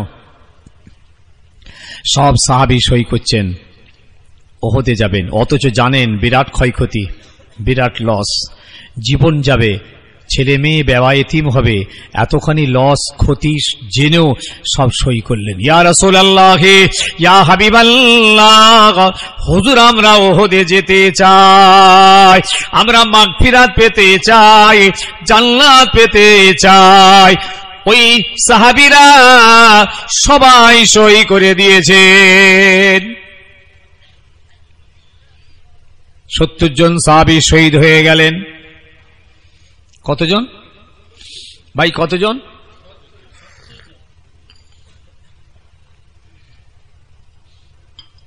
70 জন সাহাবী শহীদ হয়ে গেলেন, জীবন দিয়ে দিলেন। বাপারা, মাহারা, ঘর হারা, ছেলে হারা, বিবি হারা, সর্বহারা তারা হয়ে গেছে। ভাইজান বলুন তো দেখি, দুনিয়ার লাভ হয়েছে না লস হয়েছে? যে কি বুঝতে পারেনি নাকি এতক্ষণ ধরে কি বলতেছি? যে দুনিয়ার লস, ক্ষতি হয়ে গেল বিরাট, কিন্তু আপনি জানেন আখিরাত তাদের কামিয়াব হয়ে গেছে। ও ভাইরা, আমি আপনাদের এই কথাটুকুই বলতে চাই, যদি সবাই আমরা যদি আখিরাত পেতে চাই, জান্নাত যদি পেতে চাই, দুনিয়ার জমিনে হারামগুলোকে ত্যাগ করতে হয়। আল্লাহু আকবার। সাহাবীরা ওহদের ময়দানে যে কি অবস্থা হলো তাদের, ক্ষতবিক্ষত। জানেন হযরত হামজা রাদিয়াল্লাহু তাআলা আনহু, যিনি আমার রাসূলুল্লাহ সাহাবা, রাসূলুল্লাহ চাচা হযরত হামজাকে কিভাবে শহীদ করা হয়েছে, মাসলা করা হয়েছে, হাত কেটে, ঠ্যাং কেটে, পা কেটে, চোখ উপড়ে, কান কেটে, বুক ফিরে কালিজা বার করে চিবিয়ে, ও বাবাজি, সুতোর ভিতরে গলিয়ে হাড় করে গলায় পরিয়ে দেওয়া হয়েছে। আল্লাহু আকবার। জীবনের কি ক্ষয়ক্ষতি। আমি আমজাদ ভাই বলে গেলাম, আমাদেরকেই লস করতে হবে না, এভাবে জীবন দিতে হবে না, ছেলে মেয়ে বিবি বাল বাচ্চাদের বেওয়া এতিম করতে হবে না। ও দুনিয়ার মানুষ, এ হুকুম আর আজকে নাই, কিন্তু এটুকু তো হবে, জীবনের মূল্যবান সময়টার কিছুটা সময় কি ইসলামের জন্য দেয়া যাবে না? তাসে সময় দেন, জুয়াতে দেন, মদে দেন, গান বাজনায়, খেলাধুলায়, হাটে ঘাটে, মাঠে বাজারে, মেলায়, দুনিয়ার সব জায়গাতেই তো আমরা আমাদের মূল্যবান সময়টাকে খরচ করে দিই। কিন্তু আল্লাহর জন্য, রসুলের জন্য, জান্নাত পাওয়ার জন্য, আখিরাত পাওয়ার জন্য আপনার জীবনের কিছুটা মূল্যবান সময়কে ইসলামের জন্য খরচ করুন। জীবনের মূল্যবান টাকা পয়সা, অর্থের কিছুটা ইসলামের জন্য খরচ করুন। জীবনের মূল্যবান ভাবনা চিন্তার কিছুটা ভাবনা ইসলামের জন্য খরচ করুন। জীবনের মূল্যবান শক্তি আর ক্ষমতার কিছুটা শক্তি ইসলামের জন্য খরচ করুন। ও বাবাজি, মুজাহিদিনের দরজা নসিব হয়ে যাবে। আর এই লস ক্ষতি যদি করতে পারেন, আখিরাত আপনার কামিয়াব হয়ে যাবে।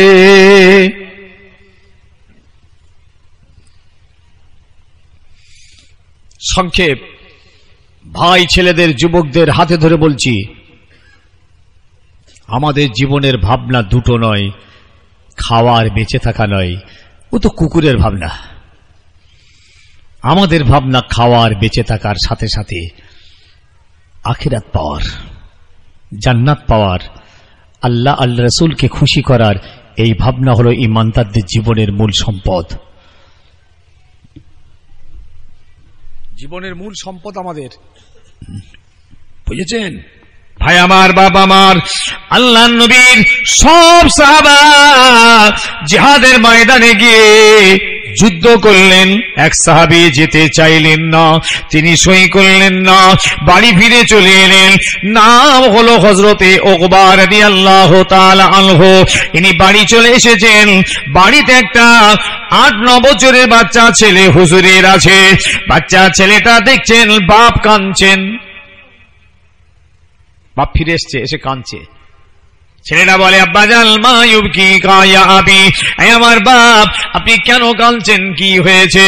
বলে, বাবা আজ মসজিদে নববীতে রাসূলুল্লাহ আমাদেরকে কোরআনের আয়াত শুনিয়ে ডাকলেন, কে আছো তাড়াতাড়ি এসো, জান্নাত তোমরা পাবে, আখিরাত তোমরা পাবে, মাগফিরাত তোমরা পাবে। সব সাহাবী সই করে দিয়েছে উহুদের যুদ্ধে যাবার জন্য, আমি সই করতে পারি নাই, তোমার মুখের দিকে চেয়ে, বাবা তোমার মুখের দিকে চেয়ে ফিরে এলাম। জান্নাত না হওয়া, আখিরাত না পাওয়ার জন্য কাঁদছি। তোমার মুখের দিকে চেয়ে আমি ফিরে চলে এসেছি বাবা।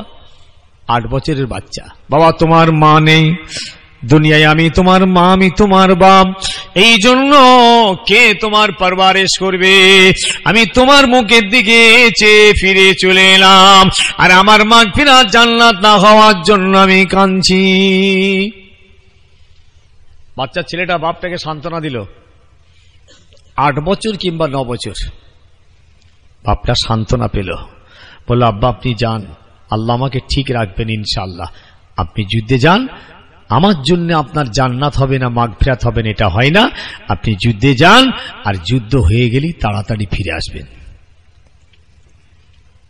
কেন আমার দুনিয়ায় কেউ নেই? আব্বা, দুনিয়ার আমার আর কেউ নেই, আপনি আমার বাপ, আপনি আমার মা। যুদ্ধ হয়ে গেলে তাড়াতাড়ি ফিরে আসবেন। ব্যাস, বাপ খুশি হয়ে গেছে। খুশি হয়ে বাপ ওহদের দিকে চলে যাচ্ছেন। আল্লাহ নবীকে বলেন, হুজুর আমি সই করছি, আমি ওহদে যাব। ওহদে গেলেন, শহীদ হয়ে গেলেন। শহীদ ছেলেটা খালি ঘরে ছটফট করছে, আমার আব্বা, আমার বাপ কখন আসবে। সকালবেলা উঠে এই উঁচু একটা পাহাড়ের রাস্তার ধারে একটা উঁচু জায়গায় দাঁড়িয়ে আছেন, ওহদের রাস্তার দিকে তাকিয়ে আছে। খবর হলো যুদ্ধ শেষ, রাসূলুল্লাহ মদিনায় ফিরে আসছেন ওহদ থেকে, উনি দাঁড়িয়ে আছেন। এমন সময় একটা কাফেলা টুকটুক করে পাস হয়ে গেল, বাপকে দেখতে পেল না, ভাবছে পরেরটাই আছে, সেটাও আস্তে আস্তে পার হয়ে গেল, দেখতে পাওয়া গেল না, ভাবছে লাস্টেরটাই আছেন। আর ওই দলটাতে রাসূলুল্লাহ নিজে আছেন। ওই কাফেলাটা সামনে আস্তে আস্তে পার হয়ে গেল। ওই বাচ্চাটা বাপকে দেখতে পেল না, বুঝতে পেরেছেন আমার আব্বা দুনিয়াতে বেঁচে নেই। আন্নাহু কাদ শহীদা, আমার আব্বা জানকে শহীদ করে দেওয়া হয়েছে। ছুটে এসে রাসূলুল্লাহ রাস্তা টাগলে দাঁড়িয়ে ধরে কাঁদছেন, ইয়া রাসূলুল্লাহ, হে দুনিয়ায় আমার আর কেউ নাই, আমার মাও নাই, বাপও নাই। ইয়া রাসূলুল্লাহ, আমার আব্বা জানকে শহীদ করে দেওয়া হয়েছে। হুজুর, আমার আব্বা জান আমার কাছে এসে কাঁদছিলেন, যুদ্ধে উনি যেতে চাইছিলেন না, আমার দুনিয়ায় মা বেঁচে নাই, এই জন্য আমার আব্বা জান যেতে চাইছিলেন না। ইয়া রাসূলুল্লাহ, আমি আমার আব্বাকে বুঝিয়ে জিহাদে পাঠালাম, আজকে আমার বাপ শহীদ হয়ে গিয়েছে। ইয়া রাসূলুল্লাহ, আমার আর দুনিয়ায় কেউ নাই। বাপ মারা মা মারা নবী, ইয়তীম এসির নবী, ইয়তীমের জ্বালা যন্ত্রণা রাসূলুল্লাহ জানেন। বাচ্চাটাকে কোলে তুলে নিয়ে বললেন, বাবা, আল্লাহ পাক তোমার আব্বা জানকে শহীদি দরজা দিয়েছেন, তোমার আব্বা জানের কপালে মাগফিরাত নসিব হয়ে গিয়েছে, তোমার আব্বা জানের কপালে আল্লাহ পাক এমন একটা জান্নাত দিয়েছেন যে জান্নাত আসমান জমিন বারাবার হয়ে গেছে। জোরে বলুন, বলুন। আজকে ছেলেটা বেঁচে আছে, বাপটা চলে গেল। এই এতখানি ক্ষয়ক্ষতির ভিতরে বাপটার দুনিয়ার লাভ হয়েছে না লস হয়েছে? আখিরাতের লাভ। আমি আমজাদ ভাই আপনাদের প্রত্যেকটা বলতে, এ লস আপনাকে করতে হবে না। জীবন দিয়ে শহীদ হয়ে রক্ত দিয়ে এ ক্ষয়ক্ষতি আপনাকে করতে হবে না। আপনি এই ক্ষয়ক্ষতিটুকু তো করুন, দুনিয়ার হারাম গুলোকে ত্যাগ করে দিন। যেটুকু ক্ষয়ক্ষতি হয় হোক, হারাম ত্যাগ করে দিন, হালালকে জড়িয়ে ধরুন। এ কাজ করতে গিয়ে যদি কিছুটা ক্ষয়ক্ষতি হয়, হবে, জি ইনশাআল্লাহ আখিরাত আপনার কামিয়াব হবে।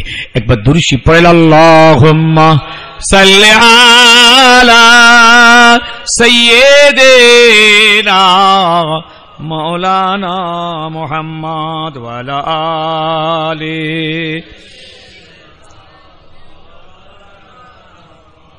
यतीमों को जिसने गले से लगाया, परेशानी उम्मतों को गम से छुड़ाया, वो अपने दुआओं में आके सर आंसू बहाए सवेरे सवेरे।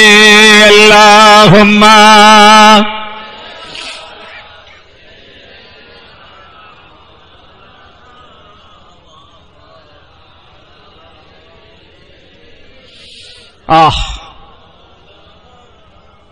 ফুরফুরা শরীফ, মুজাফাতে ফুরফুরা শরীফের মানুষ, ছেলে মেয়ে, যুবক, মুরব্বী, আমরা আমাদের জমিনে আল্লাহ এত পীর, ওলি, আল্লাহ সুফি, দরবেশ, গাজী, মুজাদ্দিদের আল্লাহ পাক সব পাঠিয়েছেন।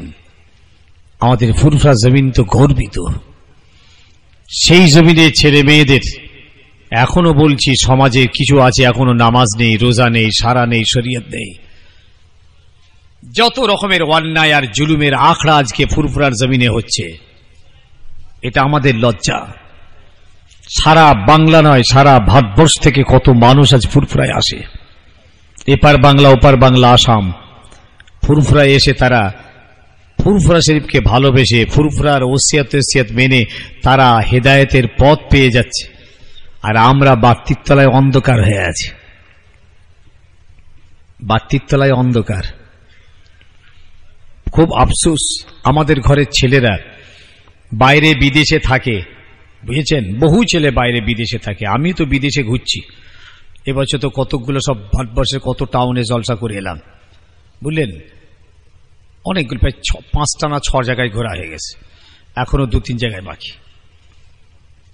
দেখছি তো নামাজ পড়ছে না, রোজাও রাখছে না, পাক না পাক ঠিকভাবে চলছে না, হালাল হারাম মানছে না, পুরো বিদেশের জমিনে টাকা পয়সা উপায় করছে, পুরো অচ্ছন্ন অবস্থায় তাদের জীবন যাপন চলছে। কি লাইফ তাদের! খুব আফসোস, আমাদের জায়গা, আমাদের জমিনের ছেলে মেয়েরা আজকে এরকম বিভ্রান্ত হয়ে যাবে। হ্যাঁ, তারাই সবকিছু। একটা ঘর আছে খালি জুয়া খেলবার জন্য।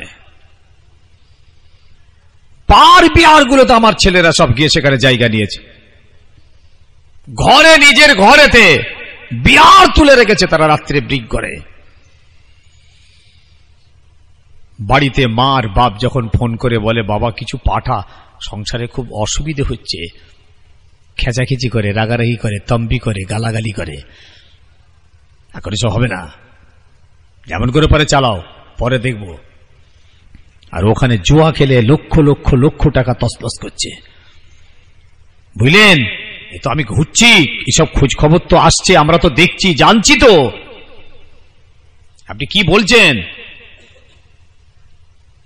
ছেলেরা হাতে ধরে বলে যাচ্ছি, সোনার বাপ, এই দুনিয়া হলো ধোঁকা। যে কালচারে আজকে আমার কিছু ছেলে চলে গেছে, ও তো নাস্তিকদের কালচার, ইহুদি খ্রিস্টান বেদিনদের, আমাদের নয়, আমাদের নয়, রাসূলুল্লাহর সুন্নাত নয় এটা। আমাদের জীবনের যদি এই ভুল খাতার জন্য বাঁচার উদ্দেশ্যে আমাদেরকে স্যালেন্ডার হতে হবে কোরআন আর হাদিসের সামনে। চরিত্রের পরিবর্তন ঘটাতে গেলে কোরআনের সামনে, হাদিসের সামনে। সাহাবায়ে কেরামদের জীবদ্দশাতে যখনই কোনো সমস্যা হতো, রাসূলের কাছে গিয়ে তার ফয়সালা, রাসূল তাদের বাঁচার পথ দেখাতেন, তারা সঙ্গে সঙ্গে বেঁচে যেত। আমরা রাসূল কোথায় পাবো? রাসূল তো নেই আমাদের সামনে। আর রাসূলের হাদিস আছে, বয়ান আছে, সুন্নাত আছে, আদর্শ আছে, এইগুলোকে জড়িয়ে ধরে আমাদেরকে বাঁচতে হবে। বার বিয়ার তো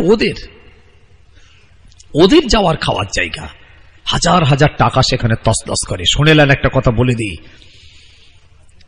টাকা যেমন হালাল উপায় করা ইবাদত, ঠিক হালাল জায়গায় খরচ করা হলো ইবাদত। টাকা যেমন হারাম উপায় করা যায় না, তেমন টাকা হারাম পথে খরচ করা যায় না। আবার এটাও শুনুন, হালাল উপায় করে নিয়ে হালাল টাকাকে হারাম পথে খরচ যেমন করা যায় না, তেমন হারাম উপায় করে নিয়ে হালাল পথেও খরচ করা যায় না, আর খরচ করতে পারবেন না। শেখ সাদী রহমাতুল্লাহ বলেছেন, যদি কেউ হারাম টাকাকে হালাল পথে খরচ করে, হারাম টাকা যদি হালাল পথে খরচ করে, ধরুন হারাম টাকা মসজিদে দিয়েছেন, আপনার হারাম টাকা ইসারা সবে দিয়েছেন, হারাম টাকায় কোরবানি করছেন, এটা কিরকম? সে যেন তার নিজের পিচ্ছাপ দিয়ে কাপড় পরিষ্কার করছে। শেখ সাদী রহমাতুল্লাহ বলেছেন, যদি কেউ হারাম টাকায় যদি হালাল কাজে লাগায়, সে তার নিজের পিচ্ছাপ দিয়ে কাপড় পরিষ্কার করছে, মানে কোনো দাম নেই।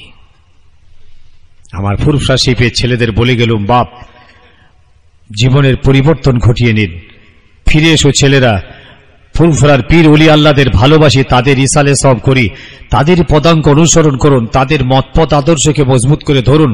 জি, তাদের ওসিয়ত নসিহতকে মজবুত করে ধরে নামাজটা পড়ো আর রোজাটা রাখো। 2, বড় লোকেরা নামাজ, রোজা, হজ, যাকাত, কোরবানি 5টা, আর সবাই মিলে আমরা হারামটাকে ত্যাগ করে দিই, অন্যায়টাকে ত্যাগ করে দিই, বেদাতটাকে শেষ করে দিই, শিরকটাকে শেষ করে দিই, জিনা, ব্যভিচারী, মদ, সুদ, মেরে কেড়ে লিওয়াকে ত্যাগ করে দিই। যা ভুল করেছি তওবার দরওয়াজা এখনো খোলা আছে। আল্লাহর দরবারে নতজানু হয়ে তওবা করে নি। তুবু ইলাল্লাহি তাওবাতান নাসুহা, কোরআন বলছে পরিষ্কার অন্তরে তওবা করো, আল্লাহ তওবাকারী তওবাকে কবুল করে নেবে। নবী পাক সাল্লাল্লাহু আলাইহি সাল্লাম বলেছিলেন, ইস্তাগফিরিল্লাহ ওয়া তুবু ইলাইহি ফাইন্নাল আবদা ইযা ইতারাফা সুম্মা তাবা তাবাল্লাহু আলাইহিম। জি আয়েশা, আল্লাহর কাছে তওবা করে মাফি চাও। কেন? যখন কোনো বান্দা নিজের গুনার কথা মনে করে তওবা করে খোদার কাছে কাঁদবে, আল্লাহ তার তওবাকে কবুল করে তার জীবনের গুনাহকে মাফ করে দেবেন। বলুন সুবহানাল্লাহ, বলেন সুবহানাল্লাহ। একবার আমরা সকলে দাঁড়িয়ে যাই, রাসূল পাক সাল্লাল্লাহু আলাইহি ওয়াসাল্লাম দরবার শরীফে একটু সালাত ও সালাম পেশ করি। সবাই সামনের দিকে এগিয়ে এসে, ইয়া নবী সালাম।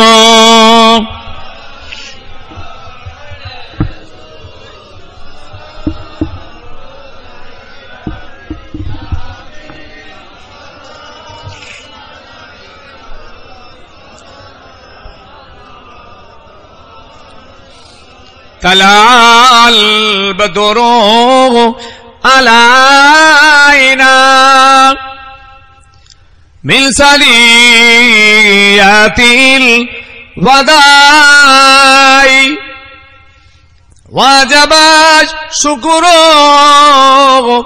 আলাইনা মাদা লিল্লাহ হেদাই ইয়া নবী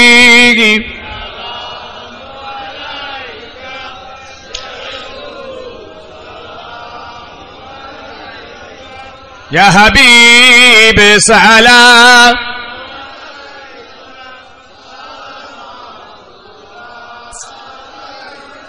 तुमको हो रफ़ात मुबारक, तुमको हो हशमत मुबारक, तुमको हो अज़मत मुबारक, तुमको हो उम्मत मुबारक या नबी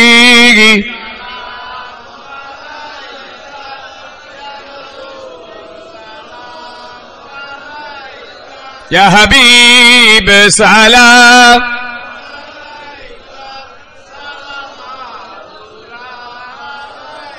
हे नबी लो सलाम आमार, हे नबी लो सलाम ए जलसार, हे नबी लो सलाम ए बांगलार, আমরা যে অধম গুনাহগার ইয়া নবী সালাম।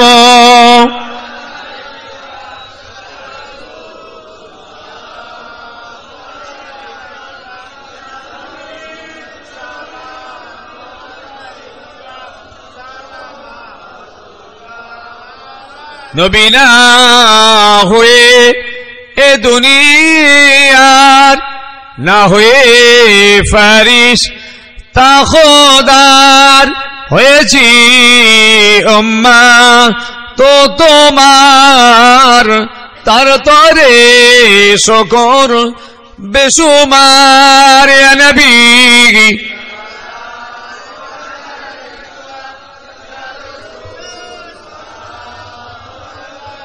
ইয়া হাবিব সালাম।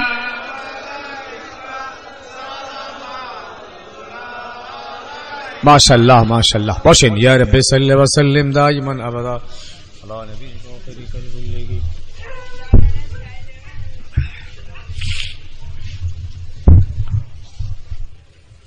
বিসমিল্লাহ শরীফের সঙ্গে 3 বার আলহামদুলিল্লাহ শরীফ, 10 বার কুল হুয়াল্লাহ শরীফ, 11 বার দরুদ শরীফ পড়েন, ইসালে সওয়াব হবে।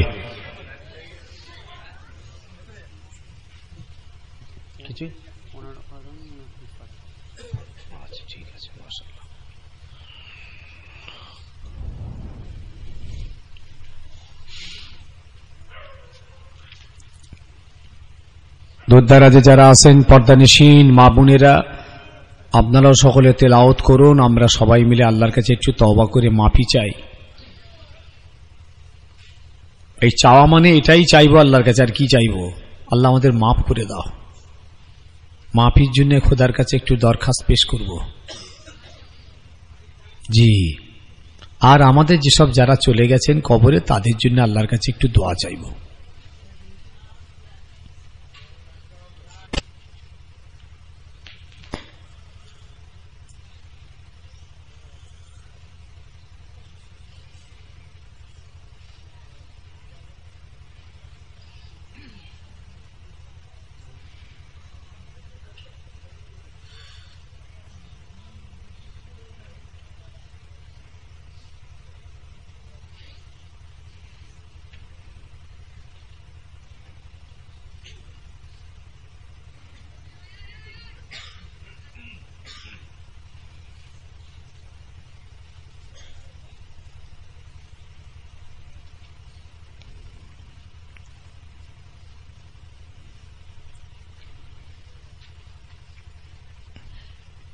শুক্রবার দিন আসবেন, যখন ফুরফুরায় আমার বাড়িতে দেখা করার প্রয়োজন হলে শুক্রবারে যাবেন।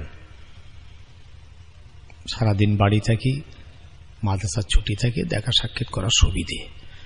আর 11ই ফাল্গুন আমার দাদাজি রিসাল সাহেব, আপনারা যাবেন। 11ই ফাল্গুন দাদা হুজুর কেবলা কায়েম করে গেছেন। সৈয়দ শাহ হুসাইন বুখারী গাজী রহমাতুল্লাহ আলাইহির বাৎসরিক ইসালে সাহেব 11ই ফাল্গুন। আপনাদের দাওয়াত, সকলে যাবেন।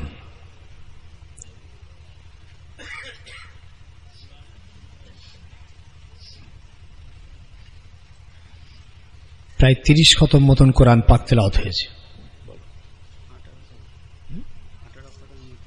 18 খতম, 29 পারা, 19 খতম মতন। আপনারা খতম 19-20 খতম হলো। মাশাআল্লাহ, আপনাদের যদি কিছু তেলাওয়াত থাকে নিয়ত করে নেন। মা বোনদের বলছি, আপনাদেরও কিছু পড়াশোনা থাকলে সব নিয়ত করে নেন। আমরা সবাই মিলে খোদার কাছে একটু নিজেদের জন্য মাফি চেয়ে নিই। সবাই আমার সঙ্গে পড়েন, বিসমিল্লাহির রহমানির রহিম। আয় আল্লাহ তাআলা, আমি तमाम गुनाह হইতে তওবা করছি। আস্তাগফিরুল্লাহ রাব্বি মিন কুল্লি যামবি ওয়া আতুবু ইলাইহি। আশহাদু আল্লা ইলাহা ইল্লাল্লাহ ওয়াহদাহু লা শারীকা লাহু ওয়া আশহাদু আন্না মুহাম্মাদান আবদুহু ওয়া রাসূলুহু। লা ইলাহা ইল্লাল্লাহ মুহাম্মাদুর রাসূলুল্লাহ সাল্লাল্লাহু আলাইহি ওয়াসাল্লাম। আল্লাহুম্মা আমিন। আল্লাহ, প্রায় কিছু কম বেশি 20 খতম কোরআনে পাক তেলাওয়াত হয়েছে। আল্লাহ, আমরা কিছু মাজলিসিয়াত মুখতাসার করেছি, হালাল মাল থেকে কিছু তাবারুকের ইন্তজাম হয়েছে, ভুল খাতা আপনি রহমত করে মাফ করে দেবেন। আল্লাহ, আজকে আমাদের এই জলসাকে কবুল করে নিন। ইয়া আল্লাহ, খুশি হয়ে আল্লাহ আপনি মঞ্জুরি দিন। আল্লাহ, আয় আল্লাহ, যদি আপনি দয়া করে কিছু সওয়াব আপনি নসিব করেন, এই সওয়াব মদিনা শরীফ আমার নবী পাকের দরবার শরীফে পৌঁছে দিন। হুজুরের तमाम সাহাবায়ে কেরাম, সোহাদে ইজাম, তরিকার ইমাম, পীরানে পীরদের দরবারে পৌঁছে দিন। শাহাদে উহুদ ও শাহাদে বদর, খৈবর, কারবালা तमाम সোহাদা হযরতদের দরবারে পৌঁছে দিন। ইয়া আল্লাহ, জঙ্গলে, শহরে, পাহাড়ে, পর্বতে, সমুদ্রে ইমানদারদের সব পৌঁছে দিন। বড় পীর সাহেব কেবলা রহমাতুল্লাহ আলাইহি খাজা গরিব নওয়াজ বাহাউদ্দিন নকশবন্দি আলবিসানি দরবারে সব পৌঁছে দিন। ফুরফুরা শরীফ, মুজাফফতে ফুরফুরা শরীফে জমিন, আল্লাহ ফুরফুরা বিজয় বীর সেনাপতি সৈয়দ শাহ হুসেন বুখারী গাজী দরবারে সব পৌঁছে দিন। 4 শহীদান দরবারে পৌঁছে দিন। মনসুর বগদাদি রহমাতুল্লাহ আলাইহি, মুস্তাফা মাদানী হুজুর দরবারে সব পৌঁছে দিন। আল্লাহ আমাদের আমির শরীয়ত আলা হযরত মুজাদ্দিদ জামান দাদা হুজুর পীর কেবলা দরবারে সব পৌঁছে দিন। হুজুরের 5 আওলাদ, বড় হুজুর, মিজলা হুজুর, সেজো হুজুর, 9 হুজুর, ছোট হুজুর পীর কেবলা রাহিমাহুমুল্লাহ হুজুরদের রূহ পাকে সব পৌঁছে দিন। ইয়া আল্লাহ, বড় হাফেজ সাহেব, ছোট হাফেজ সাহেব, কনকপুরি সাহেব, মন্দুল আলী সাহেব, হিদায়তুল্লাহ সাহেব, আল্লাহ আমার ওয়ালিদ সাহেব আব্বাজান হুজুর পীর কেবলার রূহ পাকে সব পৌঁছে দিন। কলকাতার মানিকতলা সৈয়দ ফতি আলী ওয়াইসি হুজুর দরবারে সব পৌঁছে দিন। পুষ্যাট আল্লামা রুহুল আমিন সাহেব, গোলাচাঁদ সাহেব, চাঁদপুরি সাহেব দরবারে সব পৌঁছে দিন। আল্লাহ, খাস করে যে নওয়া হুজুর পীর কেবলা রহমাতুল্লাহ আলাইহি হুজুরের রুহানি দোয়া আল্লাহ আমাদের সকলের নসিব করবেন। আল্লাহ, হুজুরের রূহটাকে খুশ করে দিন। আল্লাহ, কবরকে মুনাওয়ার করে দিন। আল্লাহ, ইয়া আল্লাহ, আমাদের সকলকে তারা রুহানি দোয়া আল্লাহ নসিব করবেন। আল্লাহ, তাদের আদেশ নিষেধ, তাদের ওসিয়ত নসিহত মতো চলার আমাদের সকলকে তৌফিক দিন। আল্লাহ। ইয়া আল্লাহ আমাদের সকলের হায়াত কিসমতকে দারাজ করুন। আল্লাহ আমাদের রুজি রোজগারে বরকত দিন, কারবারে বরকত দিন, বিমারকে আল্লাহ ভালো করে দিন, অভাবকে দূর করে দিন, সকলের দিলের নেক আশাকে পুরা করে দিন। আমাদের সকলের পর্দানিসীন মা বোনদের, বাপ মা, দাদা দাদি, আবাসদাদ, ছেলেপুলে, স্বামী স্ত্রী, বাল বাচ্চা সব যারা কবরে গেছেন তাদের কবরের আযাবকে মাফ করে দিন। এই সব আল্লাহ তাদের কবরকে আল্লাহ নসিব করে দিন। আল্লাহ কিয়ামতের দিন ডান হাতে আমলনামা নসিব করবেন, আরশের ছায়া নসিব করবেন, আবে কাউসারের পানি আল্লাহ নসিব করবেন। ইয়া আল্লাহ মা বোনদের হায়াত দারাজ করুন, তাদেরও নেক সালে করুন, দিনদার করুন, ইমানদার করুন, নামাজি করুন, পর্দানিসীন করুন, চরিত্রবতী করুন।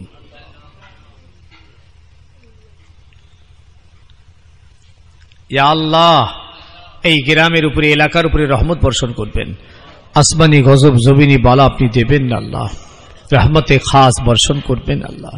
আল্লাহ যে যা নেক নিয়েতে হাত তুলেছে আপনি কবুল করে নিন। এই গ্রামের বহু ছেলে বিদেশে আছে, আল্লাহ তাদের হায়াত দারাজ করে দিও। আল্লাহ বাচ্চা কাচ্চাদের হায়াত দারাজ করো, রুজি রোজগারে, কারবারে, ব্যবসাতে আল্লাহ তাদের বরকত দিও, দিনদার করো আল্লাহ, তাদের ইমানের সঙ্গে হেফাজত রেখো আল্লাহ। ইয়া আল্লাহ, ইয়া আল্লাহ অনেকে বেকার আছেন আপনি সকার বানিয়ে দিন, অভাবী আছেন অভাবকে দূর করে দিন। ইয়া আল্লাহ চাকরি বাকরি নেই, আল্লাহ হিল্লায় রুজি নসিব করে দিন। আল্লাহ অনেকে পরীক্ষা দিচ্ছেন, এদের সব কামিয়াব করে দিও আল্লাহ। আমার ছেলেরা আলেম ফাজেল পরীক্ষা দেবে, আল্লাহ এদেরকেও কামিয়াব করে দিও আল্লাহ। কুওয়াতে হাফিজা করো, আলেমে হাক্কানি করো। আমার বহু ছাত্র এসেছে, আল্লাহ দোয়া করি আল্লাহ তাদের আলেমে হাক্কানি করবেন আল্লাহ, দিনদার করবেন, নেক করবেন, ইমানদার করবেন আল্লাহ। লা তাকনাতু মির রাহমাতিল্লাহ ইন্নাল্লাহা ইয়াগফিরু যুনুবা জামিআ ইন্নাহু হুয়াল গফুরুর রহিম। আল্লাহ আজকের এই মাহফিলের যত কমিটির খাদেমান আছেন, যারা খিদমত করলেন, কয়েকদিন ধরে ছোটাছুটি দৌড়ঝাঁপ করে মেহনত করেছেন, আল্লাহ তাদের হায়াতকে দারাজ করুন, তাদের ঈমান শক্তি বাড়িয়ে দিন আল্লাহ, তাদের নেক মাকসুদকে পুরা করুন, রুজি রোজগারে আল্লাহ বরকত নসিব করুন আল্লাহ পাক, দুনিয়া আখিরাতটা তাদের কামিয়াব নসিব করুন। শেষ আরজ আল্লাহ ইমানের সঙ্গে যেন মওতটা নসিব হয় আল্লাহ পাক, সব হারা হয়ে যাব আল্লাহ হারা, রসুল হারা, ইমান হারা যেন না হয়ে যায়। বাবারা বাবারা, ভাইরা মায়েরা, বোনেরা কাঁদন আল্লাহর জমিনে বসে, আল্লাহর কাছে দুটো হাত তুলে কাঁদন। আল্লাহ পাক কান্নাকে বড় ভালোবাসেন। ফালিয়াদহাকু কালিলাও ওয়ালিয়াবকু কাসীরা। আল্লাহর কোরআন বলছে বান্দা বেশি করে কাঁদবি, কম করে হাসবি। আল্লাহর জমিনে যে বান্দাটা কাঁদে আল্লাহর বড়ই মায়া হয়। যে বাচ্চাটা কাঁদে মায়ের মায়া হয়, মা ছুটে গিয়ে বুকে তুলে নেয়। যে বাচ্চাটা কাঁদে না মায়ের মায়া হয় না। আল্লাহর জমিনে আল্লাহর যে বান্দাটা কাঁদে আল্লাহর বড়ই মায়া হয়। বাবারা চোখে পানি আসবে না গো, কঠিন দিলের আলামত, গুনার আলামত, গুনার আলামত। দিলটা কঠিন হয়ে গেছে। রাসূলুল্লাহ বলেছেন, ও বাবাজি কান্নার মতো মুখটা করবে, অনুনয় বিনয় করবে, আজিজেলকে সারি করো, আল্লাহ পাক কান্নার মধ্যে শামিল করে নেবেন। বাবারা আমার, কি হবে আজকে যদি মত হয়ে যায়, কাল এতক্ষণ তো কবরে চলে যাব, কেউ আর খবর নেবে না। বাবারা কেউ ভালোবাসার আর থাকবে না, কেউ দরদি আর থাকবে না, কোনো মায়াদার আর কেউ আপনার পাশে থাকবে না। একমাত্র আল্লাহ, আল্লাহ রসুল হবেন দরদি। বাবারা এই দুনিয়া হলো ধোঁকা। ইন্নাদ দুনিয়া লাহবু ওয়া লাইব ওয়া ইন্নাদ দারাল আখিরাতা লাহিয়াল হাইওয়ান। আল্লাহ বলছেন বান্দা মনে রাখবি এই দুনিয়া হলো ধোঁকা। শেষ আরজু আল্লাহ দিদারে কাবা শরীফ, দিদারে মদিনা শরীফ সকলকে একবার দেখার নসিব করিয়ে দাও। আরো চাই আল্লাহ পাক নবী পাক সাল্লাল্লাহু আলাইহি ওয়াসাল্লামের চাঁদ মুখটা সকলকে একবার নসিব করিয়ে দাও। ربنا آتنا في الدنيا حسنة وفي الآخرة حسنة وقنا عذاب النار ربنا ظلمنا أنفسنا وإن لم تغفر لنا وترحمنا لنكونن من الخاسرين سبحان ربك رب العزة عما يصفون وسلام على المرسلين والحمد لله رب العالمين آمين آمين آمين شغلي جري جري جري لا إله إلا الله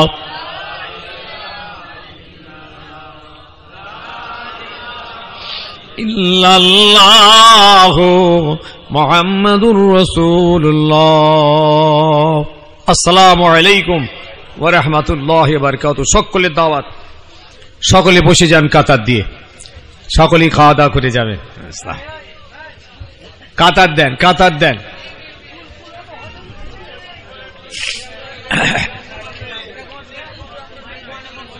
Yeah.